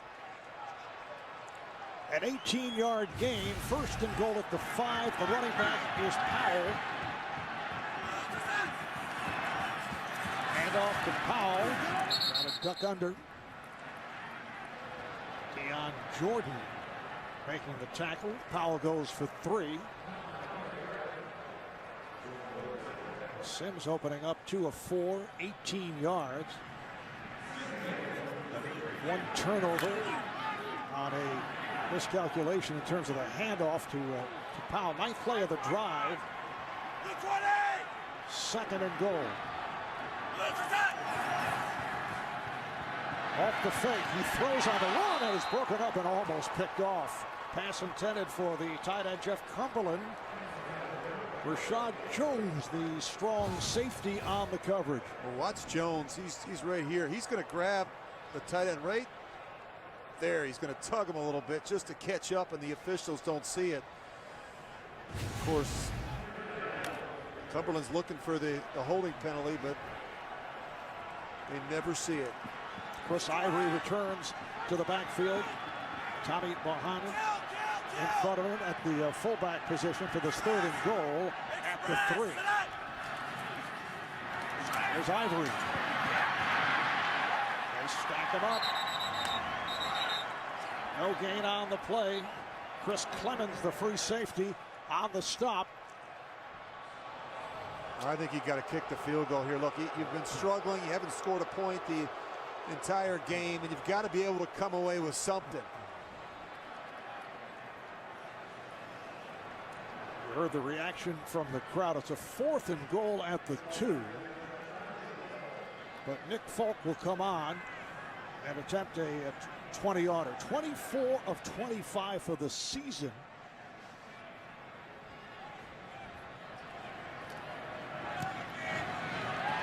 And Folk puts it through. So the Jets finally on the board. 4.5 remaining in the 3rd. A 13-3 lead for the Dolphins. Now to the enormously popular Rich Gannon's history lesson, a memorable play that longtime Jet fans will not forget. The fake spike by Dan Marino, which led to the touchdown pass to the wide receiver Mark Ingram. The Jet defense stood motionless, and the Dolphins win it 28-24. That's almost to the day, November 27th, 1994. I'm sure in the studio, Dan enjoying getting another view of that. Chris Ivory, very effective on this Jet drive that did lead to the field goal. Marcus Thigpen is now back deep. It's a 13-3 lead for Miami. 4.5 remaining in the third quarter. And he will run it out. Thigpen broke a tackle. And across the 40-yard line, poor coverage by the Jets. Juan Landry finally able to get to him. A 50-yard return by Thigpen. Tomorrow on CBS, People's Choice Award nominee Melissa McCarthy and Billy Gardell will star in a new episode of the hit comedy Mike and Molly. That's tomorrow at 9, 8 Central only. CBS. Well, the Dolphins have been the beneficiaries of some really good starting field position throughout the course of this game. The ball their own 44. The running back is Lamar Miller. Ryan Tannehill out of the shotgun. They're going to go underneath. Deion Sims on the reception. Picks up 8. Update time, JB and Shannon.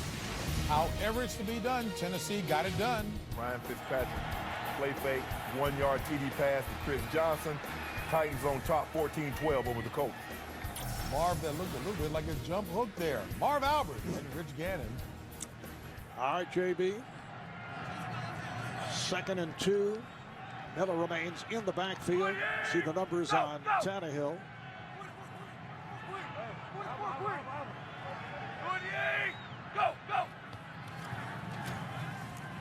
Miller trying to pick up a blocker, could not. David Harris making the tackle. It's a loss of a yard. This Jets defensive line has got a chance to be really, really good. I mean, they got a chance to be dominant. They're so young and talented inside. You know, Richardson's just 22 years old. Wilkerson and Harrison are just 24. Rex is really excited about the potential of this group. Sheldon Richardson named the NFL's Defensive Rookie of the Month for November. Second pick on the first round by the Jets, 13th overall out of Missouri. 3rd down and 3. Tannehill able to stand in and has a first down. Completes with Hartline.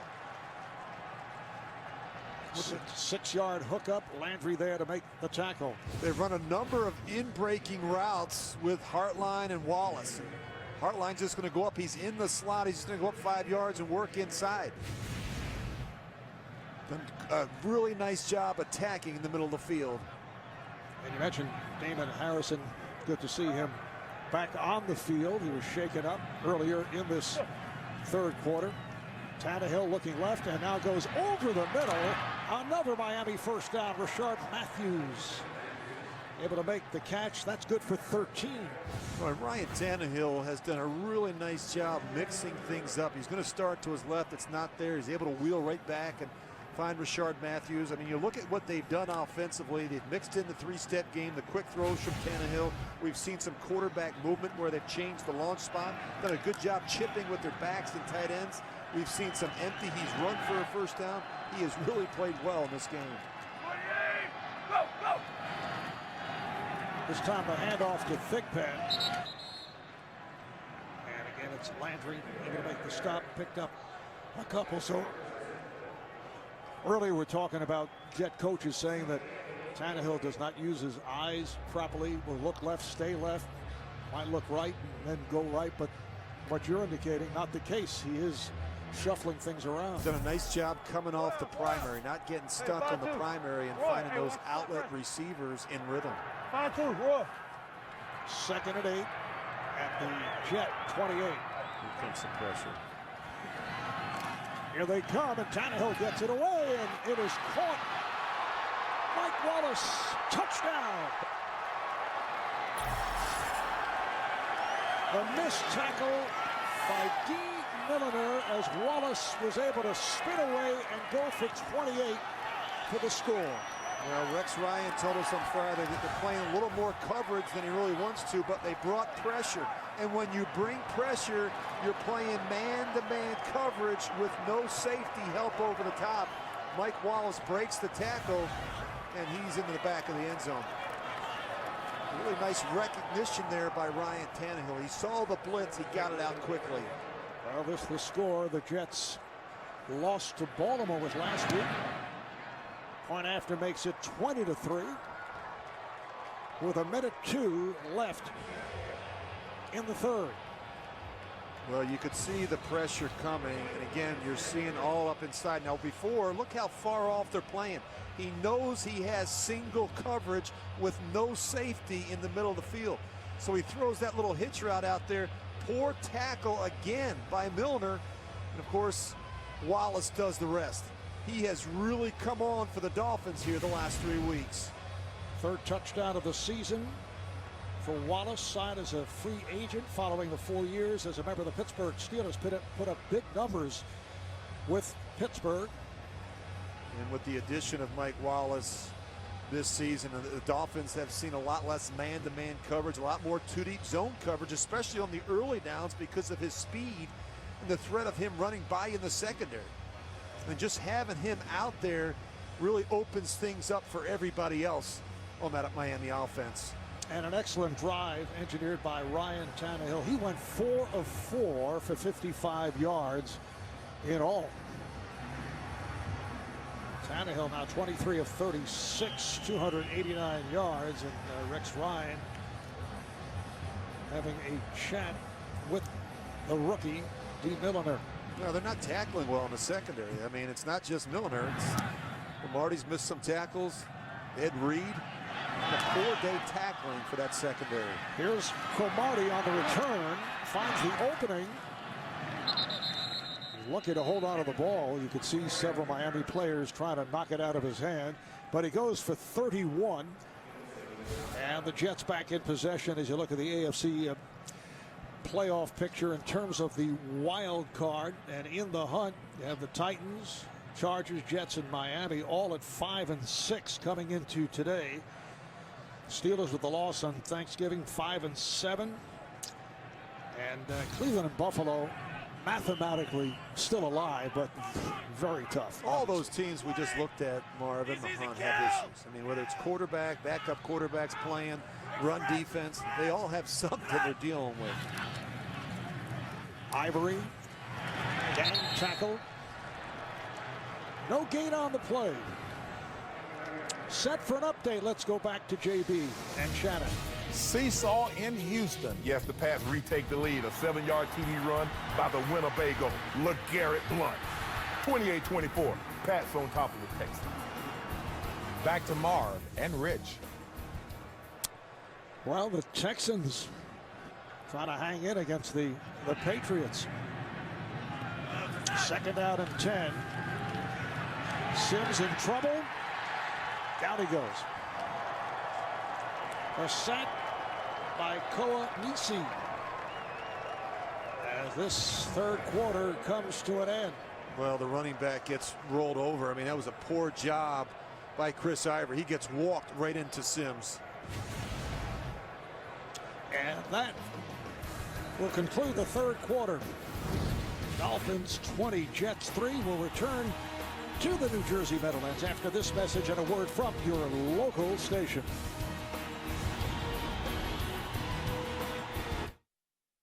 Monday. Cancer. We're putting the big C in comedy. Don't treat me differently. Oh, here you go. What are you doing? She told us not to treat her any differently. A new Now to the enormously popular Rich Gannon's history lesson, a memorable play that longtime Jet fans will not forget. The fake spike by Dan Marino, which led to the touchdown pass to the wide receiver Mark Ingram. The Jet defense stood motionless, and the Dolphins win it 28-24. That's almost to the day, November 27, 1994. I'm sure in the studio, Dan enjoying getting another view of that. Chris Ivory, very effective on this Jet drive that did lead to the field goal. Marcus Thigpen is now back deep. It's a 13-3 lead. for Miami. 4.5 remaining in the third quarter.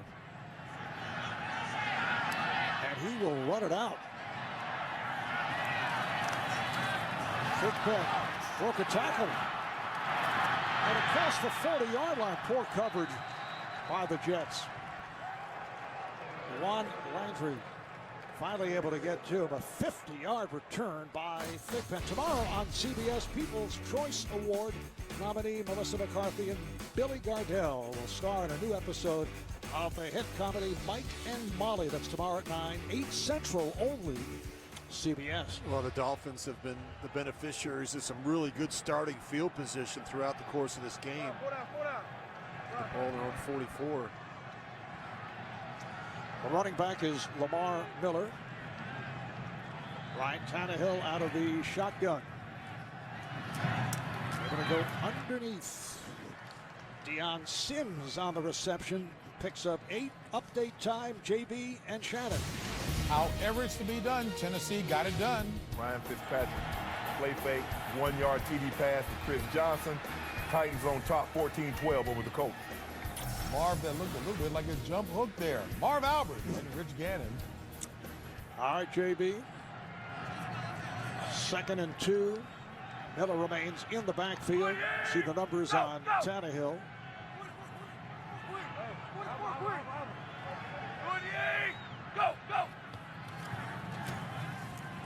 Miller trying to pick up a blocker, could not. David Harris making the tackle. It's a loss of a yard. This Jets defensive line has got a chance to be really, really good. I mean, they got a chance to be dominant. They're so young and talented inside. You know, Richardson's just 22 years old. Wilkerson and Harrison are just 24. And Rex is really excited about the potential of this group. Sheldon Richardson named the NFL's Defensive Rookie of the Month for November. 2nd pick on the first round by the Jets, 13th overall out of Missouri. 3rd down and 3. Tannehill able to stand in and has a first down. Completes with Hartline. 6-yard hookup. Landry there to make the tackle. They've run a number of in-breaking routes with Hartline and Wallace. Hartline's just going to go up. He's in the slot. He's just going to go up 5 yards and work inside. A really nice job attacking in the middle of the field. And you mentioned Damon Harrison.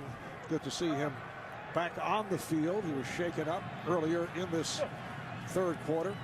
Tannehill looking left and now goes over the middle.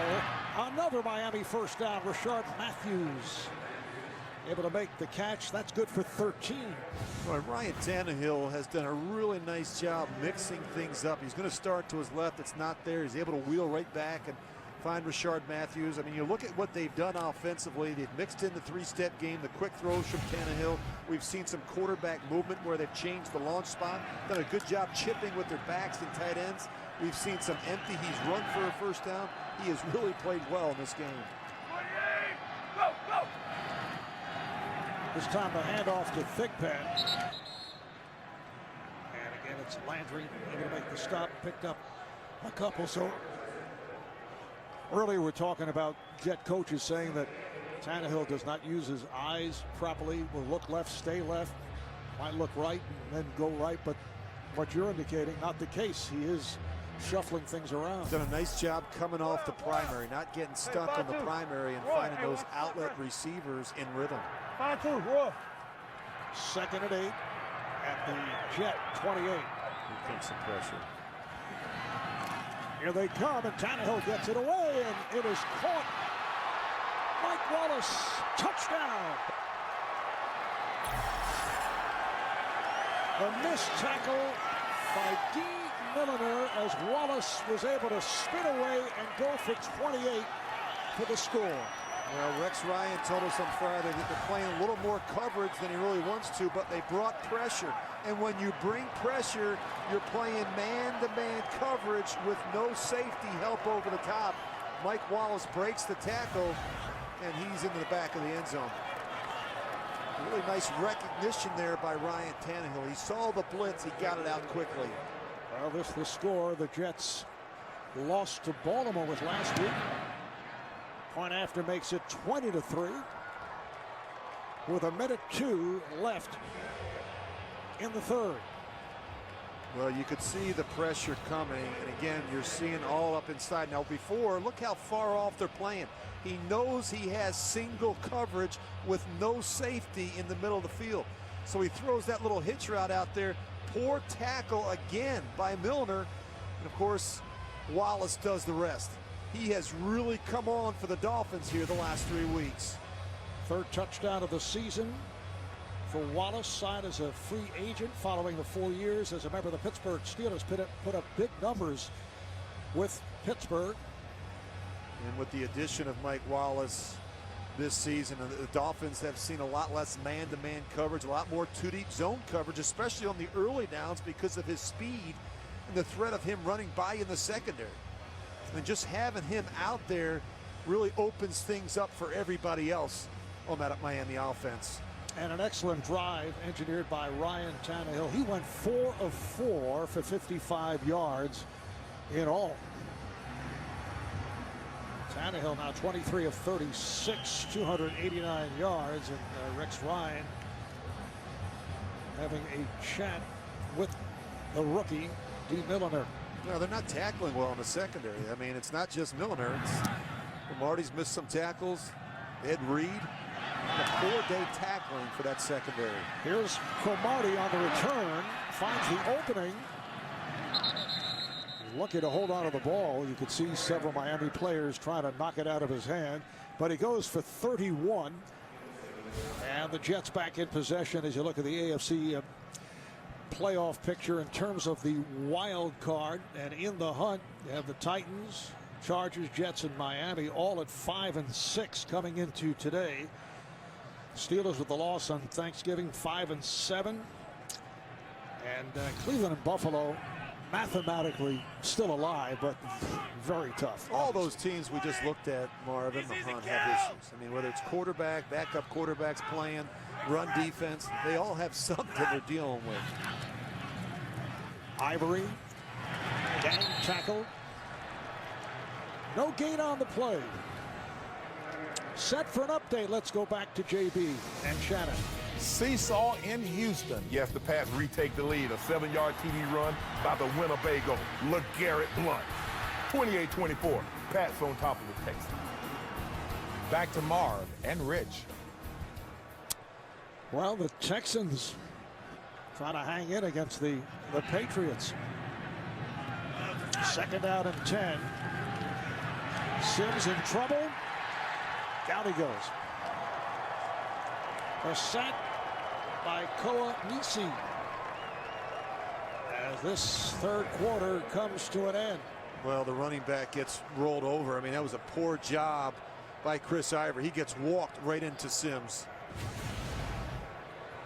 And that will conclude the third quarter. Dolphins 20, Jets 3 will return to the New Jersey Meadowlands after this message and a word from your local station.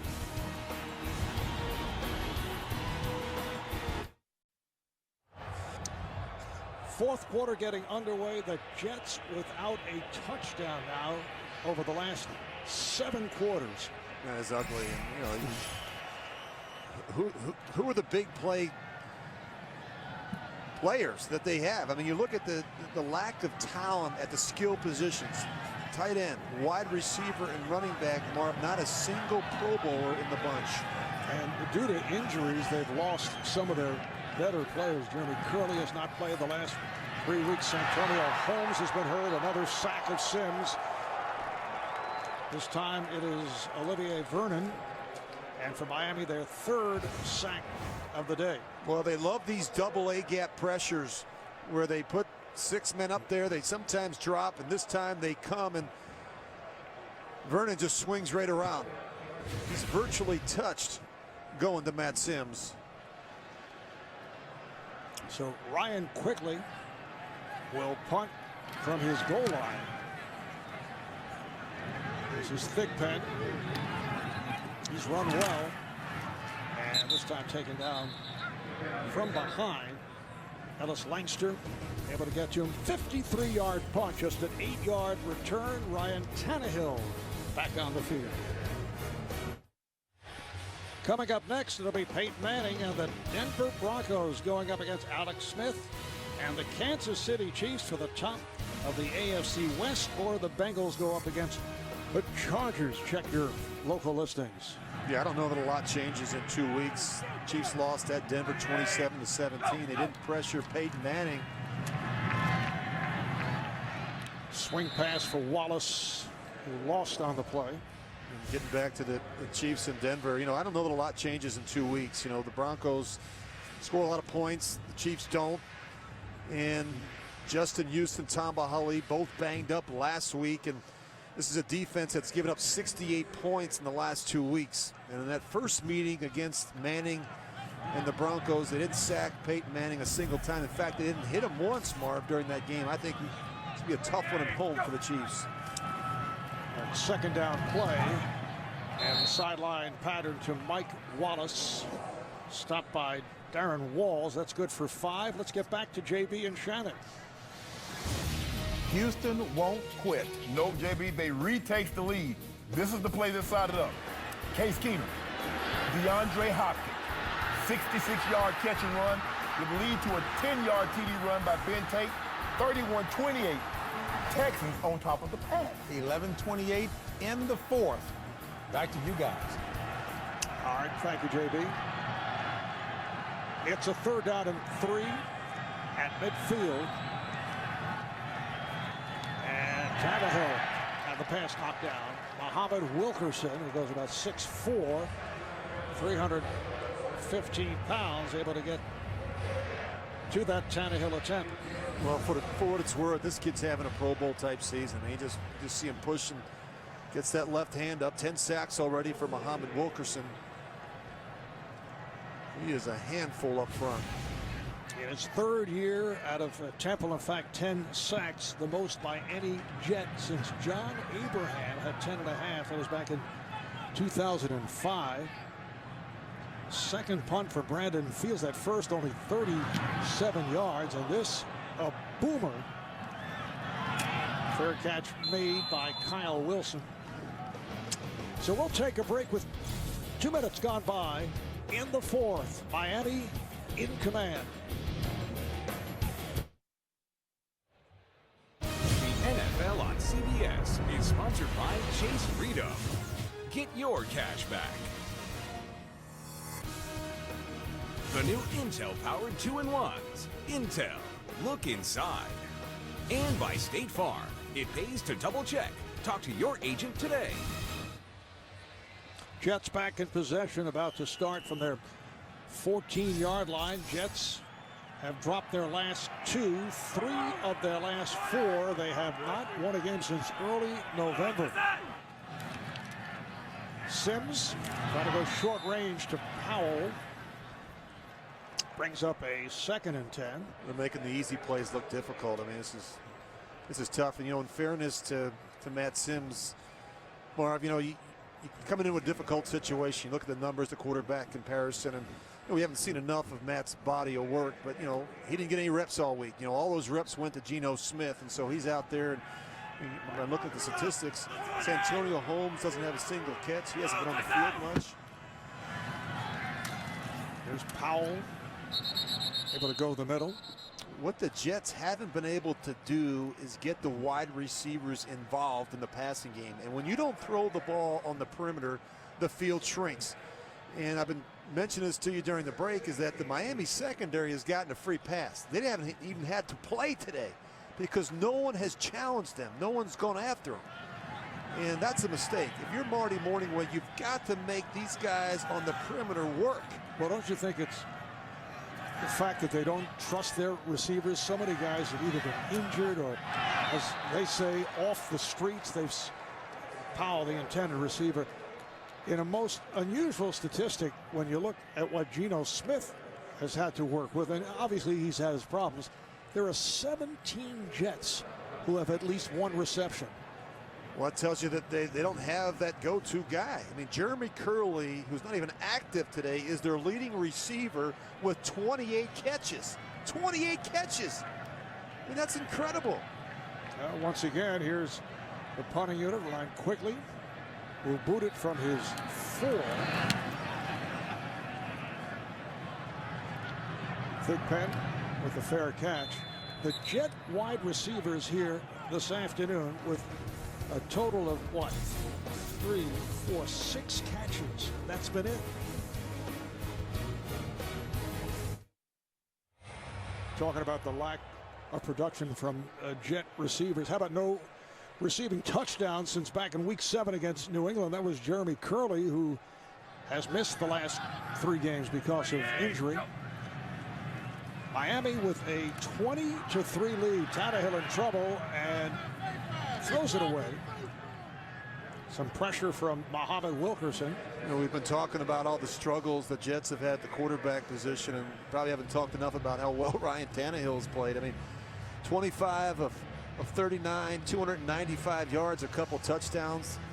Done a good job changing plays at the line of scrimmage, getting the ball out quick, throwing it away when it's not there. He's really done a really nice job, showing great poise on the road.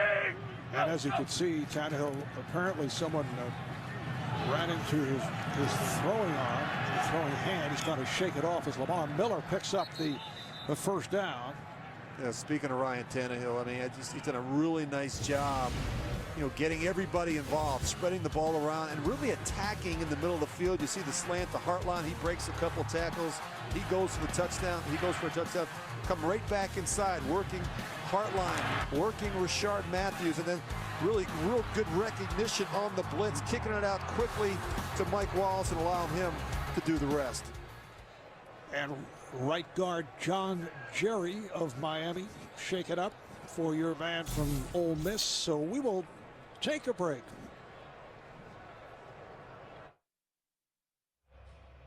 The NFL on CBS is sponsored by your next truck, Ford F-150. And by Verizon. Never be without football with NFL Mobile from Verizon. Sam Brenner has come on for the right guard John Jerry, who is shaken up and is back on the Miami sideline. Brenner, a rookie out of Utah. Favorable spot for the Jets. It is actually a 3rd and about a yard for Miami. 11.5 remaining in this 4th quarter. Big hole for Lamar Miller, and he has a first down. He's taken down by David Harris. Miller goes for 5. If the Dolphins hang on for the victory, they go to 6-6. And you look at tiebreakers with Miami, they would have the tiebreaker against San Diego. Beat the Chargers a couple of weeks ago, and Baltimore would have the tiebreaker against Miami. Even if the Jets won this game, they are not in good shape in terms of tiebreakers, if it comes down to that, in either case. First down at the Jet 47-yard line. Miller again gets inside the 45. Wilkerson and Harris able to make the stop. 3-yard pickup. Look ahead for Joe Philbin's Dolphins next week. They play at Pittsburgh, then back home for New England. Game at Buffalo, and they'll finish at home against the Jets. Yeah, 3 of those final 4 games, divisional games, and you know, I think Joe Philbin has done a really terrific job. One of you and I have talked about some of the adversity that they've had to deal with the situation with Incognito, and Jonathan Martin's done a good job keeping things together. Tannehill completing to Hartline.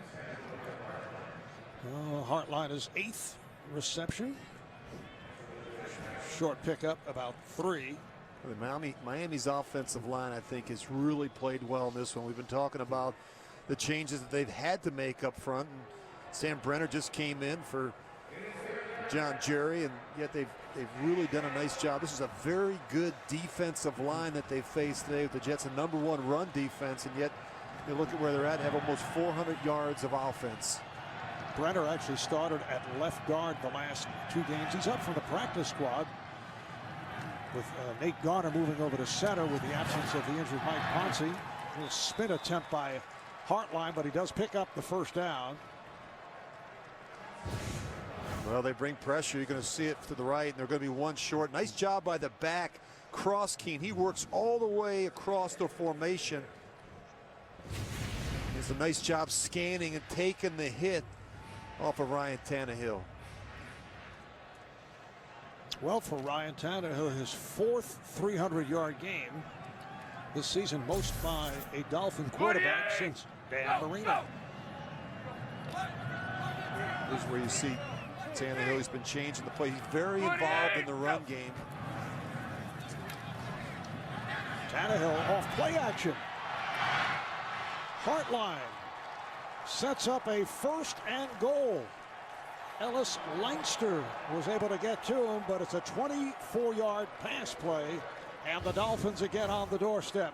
Well, Hartline wore out the rookie D. Milner, so they get him out of there. Now he's going after Ellis Langster, the veteran, and look how far off he is. Hartline has done a really nice job getting his depth and running some really precise routes for Tannehill. 9 catches, 127 yards, including a touchdown. For Hartline, 62 receptions for the season. The Dolphins leading receiver. Hand off to Miller. And he's brought down inside the 5. Well, this Jets defense to me looks like it's wearing down, Marvin. I mean, talking about time of possession, I mean, it's amazing. They've been on the field for almost 35 minutes in this game. Didn't get any breaks for their offense. Good look at Dennis Thurman, the defensive coordinator, along with Rex Ryan. He's trying to hold on.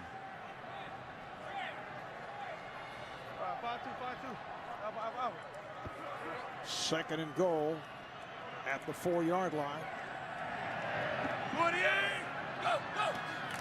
Good portion of this crowd has dispersed as Miller takes it in. Touchdown, Miami.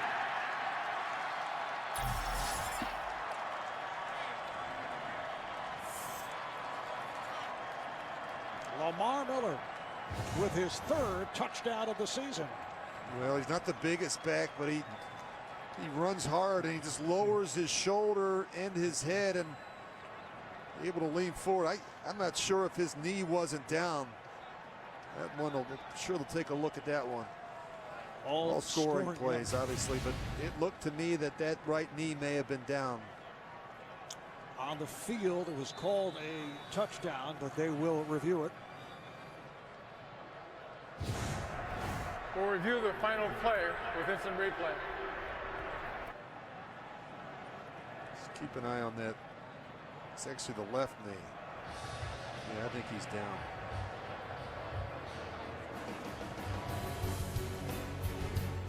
All right, as they check it out upstairs, we will step away.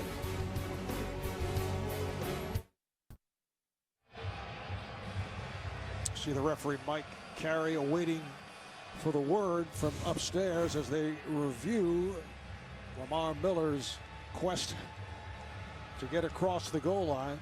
I don't know that it's definitive. I mean, you can't really tell where the knee is down. I mean, we could assume based on him lunging forward like that he's a little bit short, but I never really went and looked at it at a couple different angles.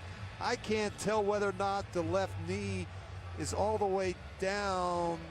Right there, you see what happens is Wilkerson's or Sheldon Richardson's right knee comes in, and then you kind of, the both pant legs kind of, you lose them. Right there, you maybe would assume that that knee is down, but again, I don't know that it's definitive. Let me just say that that knee is down, and then he lunges forward, maybe just inside the 1. After review, the runner was down at the half-yard line by contact. 2nd and goal on the 1 half-yard line. The clock is good. Well, apparently that is the way they saw it upstairs, exactly what you were saying. So it's placed at the half-yard line. And it'll be 2nd and goal. Make it 3rd and goal.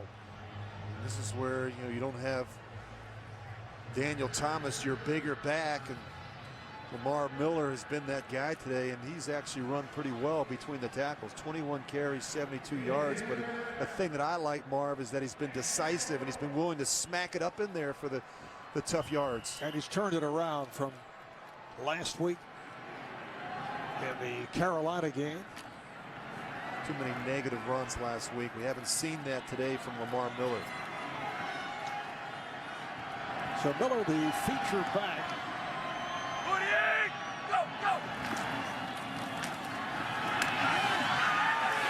Miller, let's see. Well, he's short of the goal line. It's a really good play by Dewan Landry. Just watch him. He's going to come screaming out of the middle of your screen, and safety. He's just right there in the hole. He makes the initial hit. So here comes Caleb Sturgis to attempt the field goal. He missed from 41. He's hit from 34 and 43. This is a 19-yard attempt.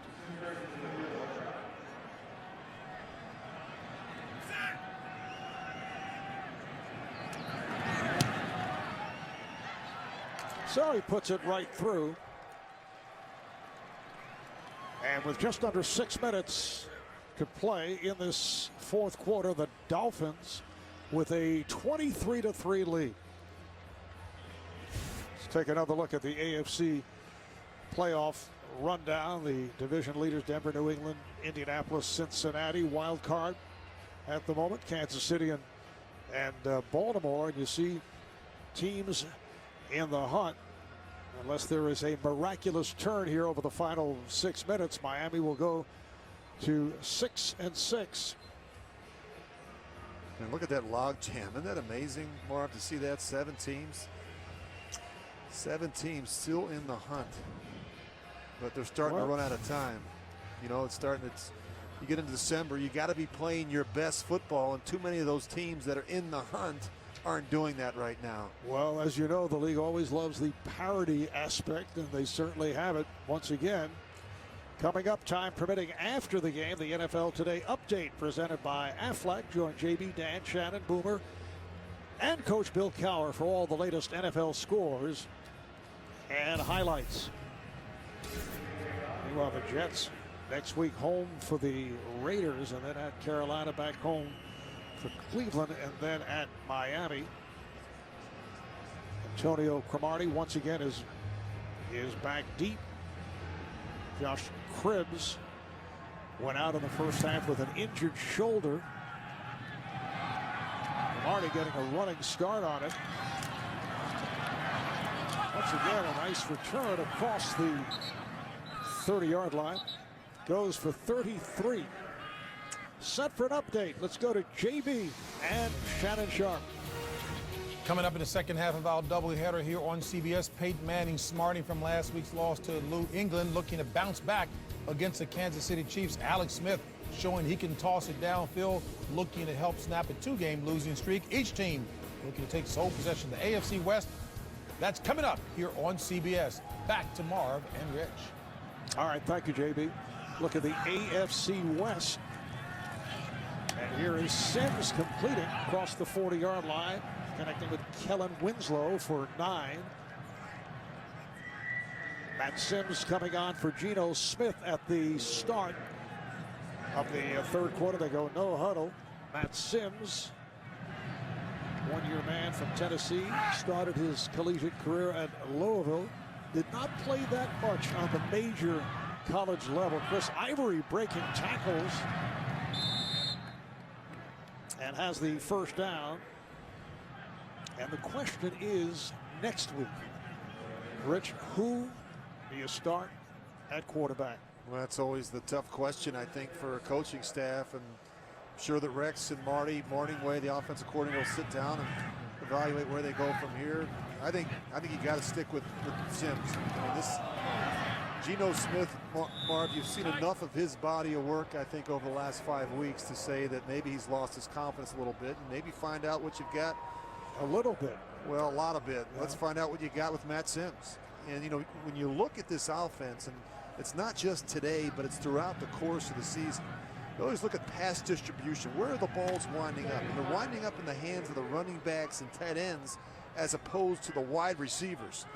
And that's a problem. The Jets have to find a way to get these guys more involved.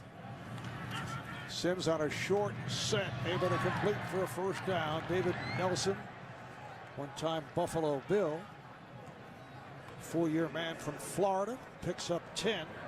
The thing that has hurt them is that they have missed so much practice time. Stephen Hill's been nursing a knee and a foot injury.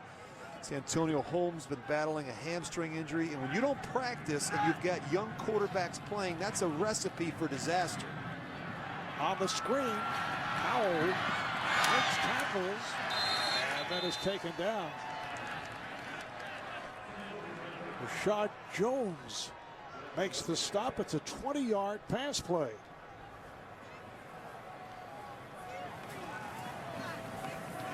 Mentioned that the Jet schedule, you see the final 4 next week home for the Raiders. Yeah, but all 3 of those teams, actually all 4 of those teams, the Raiders are a lot better defensively, Marv. You and I have seen them a bunch this year. Carolina's tough. Cleveland, of course, they've got to play this Miami team again in week 17. And Sims taken down once again. This time it's Vernon. 4th sack of the game for Miami. And Vernon with 2.5 sacks. Olivier Vernon, second-year player from the University of Miami. The ball almost comes out. He's lucky to be able to hold on to it. Vernon has really played well, and they've done a nice job moving him around up front. This is when it's fun, you know, if you're a Dolphins player. I mean, it's late in the game. They have to throw the football. This is where you get your sacks. This is where you pad your sack total. Timeout is called by the Jets as they line up for a 2nd and 18 from the 20th. Their first timeout of the second half. Well, the executive producers of the NFL on CBS, Sean McManus and Harold Bryant. Today's game produced by Jim Rickoff. Directed by Jim Cornell, Vice President of Remote Production of CBS Sports, Steve Karasik. The coordinator producer of the NFL on CBS is Lance Barrow, Vice President of Studio Production. Tyler Hale, the NFL Today, produced by Drew Kaliski and Bob Matina. Associate Directors of today's game, Andy Freeman and Brian Jagoda. And the broadcast associates, Ade Ellis and Dave Keating. Technical manager, Dick Mura. The technical director, Tom Kautz. And the audio supervisor, Evil Thornton. Our guy, Evil. We have more. Wait a second. Stats provided by Russ Lynn and John Gwynn, and a spotter, Mike Bazemore. It is dropped by Nelson. Wide open. Let me read that card one more time. Well, there have been way too many drops so far this season for the Jets. And they had about a half dozen last week in the loss to Baltimore. And when you've got young quarterbacks who are struggling, that doesn't make the situation any easier. Now, Rich, Miami has had a terrific second half, led by Ryan Tannehill and the running of Lamar Miller. Ryan Hartline has played well. Mike Wallace has played well. The defense has done the job. But you look at as Sims fires for the end zone, and it was incomplete, intended for Nelson. But you talked about all the injuries, particularly in the receiving core for the Jets. But even if many of these guys were healthy, they do not have top-notch talent. No, they really don't. You look at Nelson, he's a guy that got off the street. Brent Grimes has really played well in the secondary for the Dolphins. And, you know, you look at Rex in 5 seasons, and looking back, Marv, he's played with inexperienced quarterbacks. Started with Sanchez as a first-rounder. This year, it's Geno Smith, a second-rounder. It is hard to win with young, inexperienced quarterbacks. Well, it did pretty well the first couple of years with Sanchez. They go to the AFC Championship game. Sims' pass. Did he pick it off? Yes, he did. Brent Grimes, the left corner, who's had a tremendous season, able to come up with his 4th interception of the year. Well, we just mentioned Brent Grimes and how well he has played. He's been their most consistent performer in the secondary. I think he's really had a solid year. You see Sims get outside, and he's anticipating that Stephen Hill's going to come back. Instead, it's Brent Grimes that comes back to the football. makes the aggressive play. And Grimes doesn't give up very many big plays when you study the tape of him this season. Third turnover committed by the Jets. Miami takes over at their 20-yard line. Now, several weeks back, I think the feeling was that Rex Ryan was on the hot seat, and then things got a little better until they dropped 2 in a row, and then the 3 or 4, and it's hard to tell as Mike Gillislee gets the call. You know, he's a good football coach, Marv, and the problem is that it's hard to be a great football coach when you don't have production and consistency week in and week out at the quarterback position. And that has been his downfall in the 5 years that he has been the head coach of the New York Jets. And there is Mark Sanchez. Jets taking a timeout. Sanchez on injured reserve. There were questions about being asked why did he play in that preseason game and then got hurt. It's never a good thing when you throw more interceptions than touchdowns. I do know that. Well, Sanchez said the other day that he hopes to return to the Jets next season, but with his contract and last year's performance, not that Geno Smith has been more effective, I would think Mark will be elsewhere. I think there's a good chance that Mark is going to be elsewhere. It's, unfortunately, sometimes you have to go to the back of the pack and start over again. And I just don't think that Mark Sanchez is going to get the opportunity to remain here in New York. 2nd down and 4. Gillislee works his way to the 30, right to the marker, met by Demario Davis. And a timeout is taken. Well, this really tells the story, Mark. I've been talking about the lack of production and consistency at the quarterback position. Look at these numbers the last 3 seasons and the NFL rank.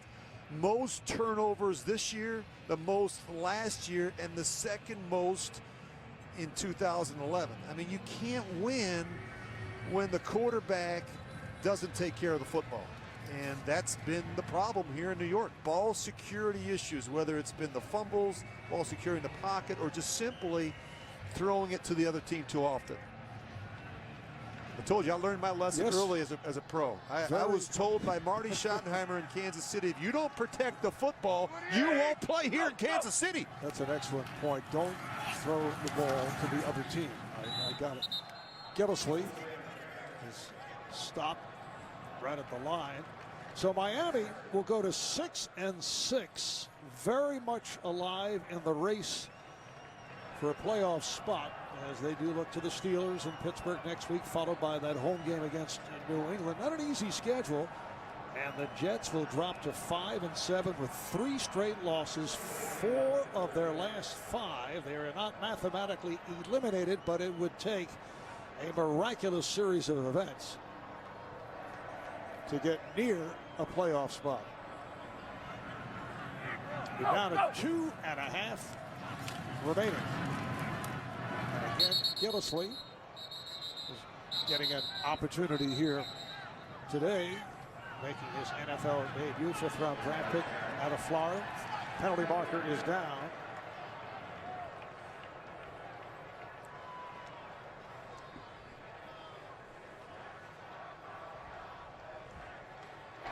Delay, defense, 5-yard penalty, still 2nd down. Well, they're calling it a delay. It was actually Sheldon Richardson who spiked the ball after the play was over.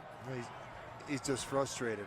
He's like the rest of this Jets defense. I mean, been out in the field all day. They don't get any help from their offense. Good Sheldon Richardson there. His quickness for a man his size is rare at that position. 72 tackles already for the rookie. He's going to be a really, really good player once he figures it out.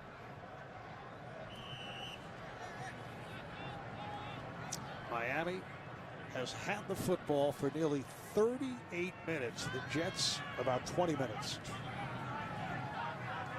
Most of them coming in the 2nd half. Marcus Thigpen returns to the backfield. This is Thigpen. As we come up on 2 minutes remaining in the game, DeJuan Landry made the stop. No gain for Thigpen. So 2 minutes to go. It has been all Miami. They're up 23-3. 2 minutes to go in this fourth quarter, and the third punt coming up for Brandon Fields, who leads the NFL averaging just under 50 yards per punt. Kyle Wilson is back at his 10. Miami with a 23-3 lead as they break it open in the second half. Couple of field goals in the first half by the Dolphins. That was it.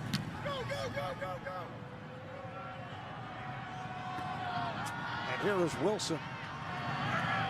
He's got an angle to the left and has no running room at all. 53-yard punt. And run out by Austin Spittler. And this is an up-to-date look at playoff picture in New England with the victory over Houston, now 9-3. And they do have the tiebreaker against Denver by virtue of their victory over the Broncos. And as you see, Miami at 6-6, so on top in the hunt category. New England finally beat Houston. That was a back-and-forth game in Houston. They moved to 9-3. Jets have used all 3 of their timeouts. This is all academic at this point. Pass intended for Stephen Hill. You look around the stadium now, and people started to leave right after the third quarter, including your mom, I noticed, who took it all in. She just left. Did. But this looks like one of those open scrimmages for a team. Yeah, really bad. I mean, the play of the offense was really disappointing. And, you thought that maybe once they made the change at quarterback and that something would happen, but they just have not been able to get anything going on the early downs. And of course, they've not been able to convert on third downs either. Just 2 of 11 on third downs today. Sims able to complete to Powell for just a couple of yards. Matt Sims coming on for Geno Smith. And Sims just 8 of 17, 76 yards. Intercepted once. Geno Smith first half could get not a thing going. 4 for 10, 29 yards. Sims in trouble. And runs it out at the 19.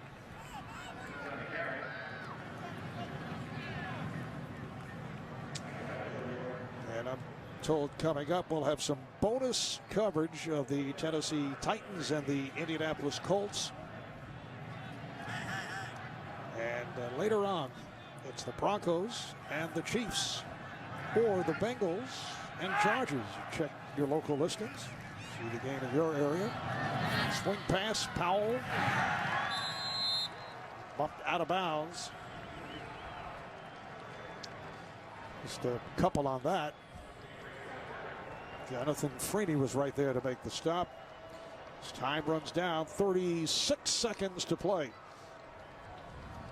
And coming up next, as I mentioned, after the bonus coverage, Denver at Kansas City and Cincinnati at San Diego.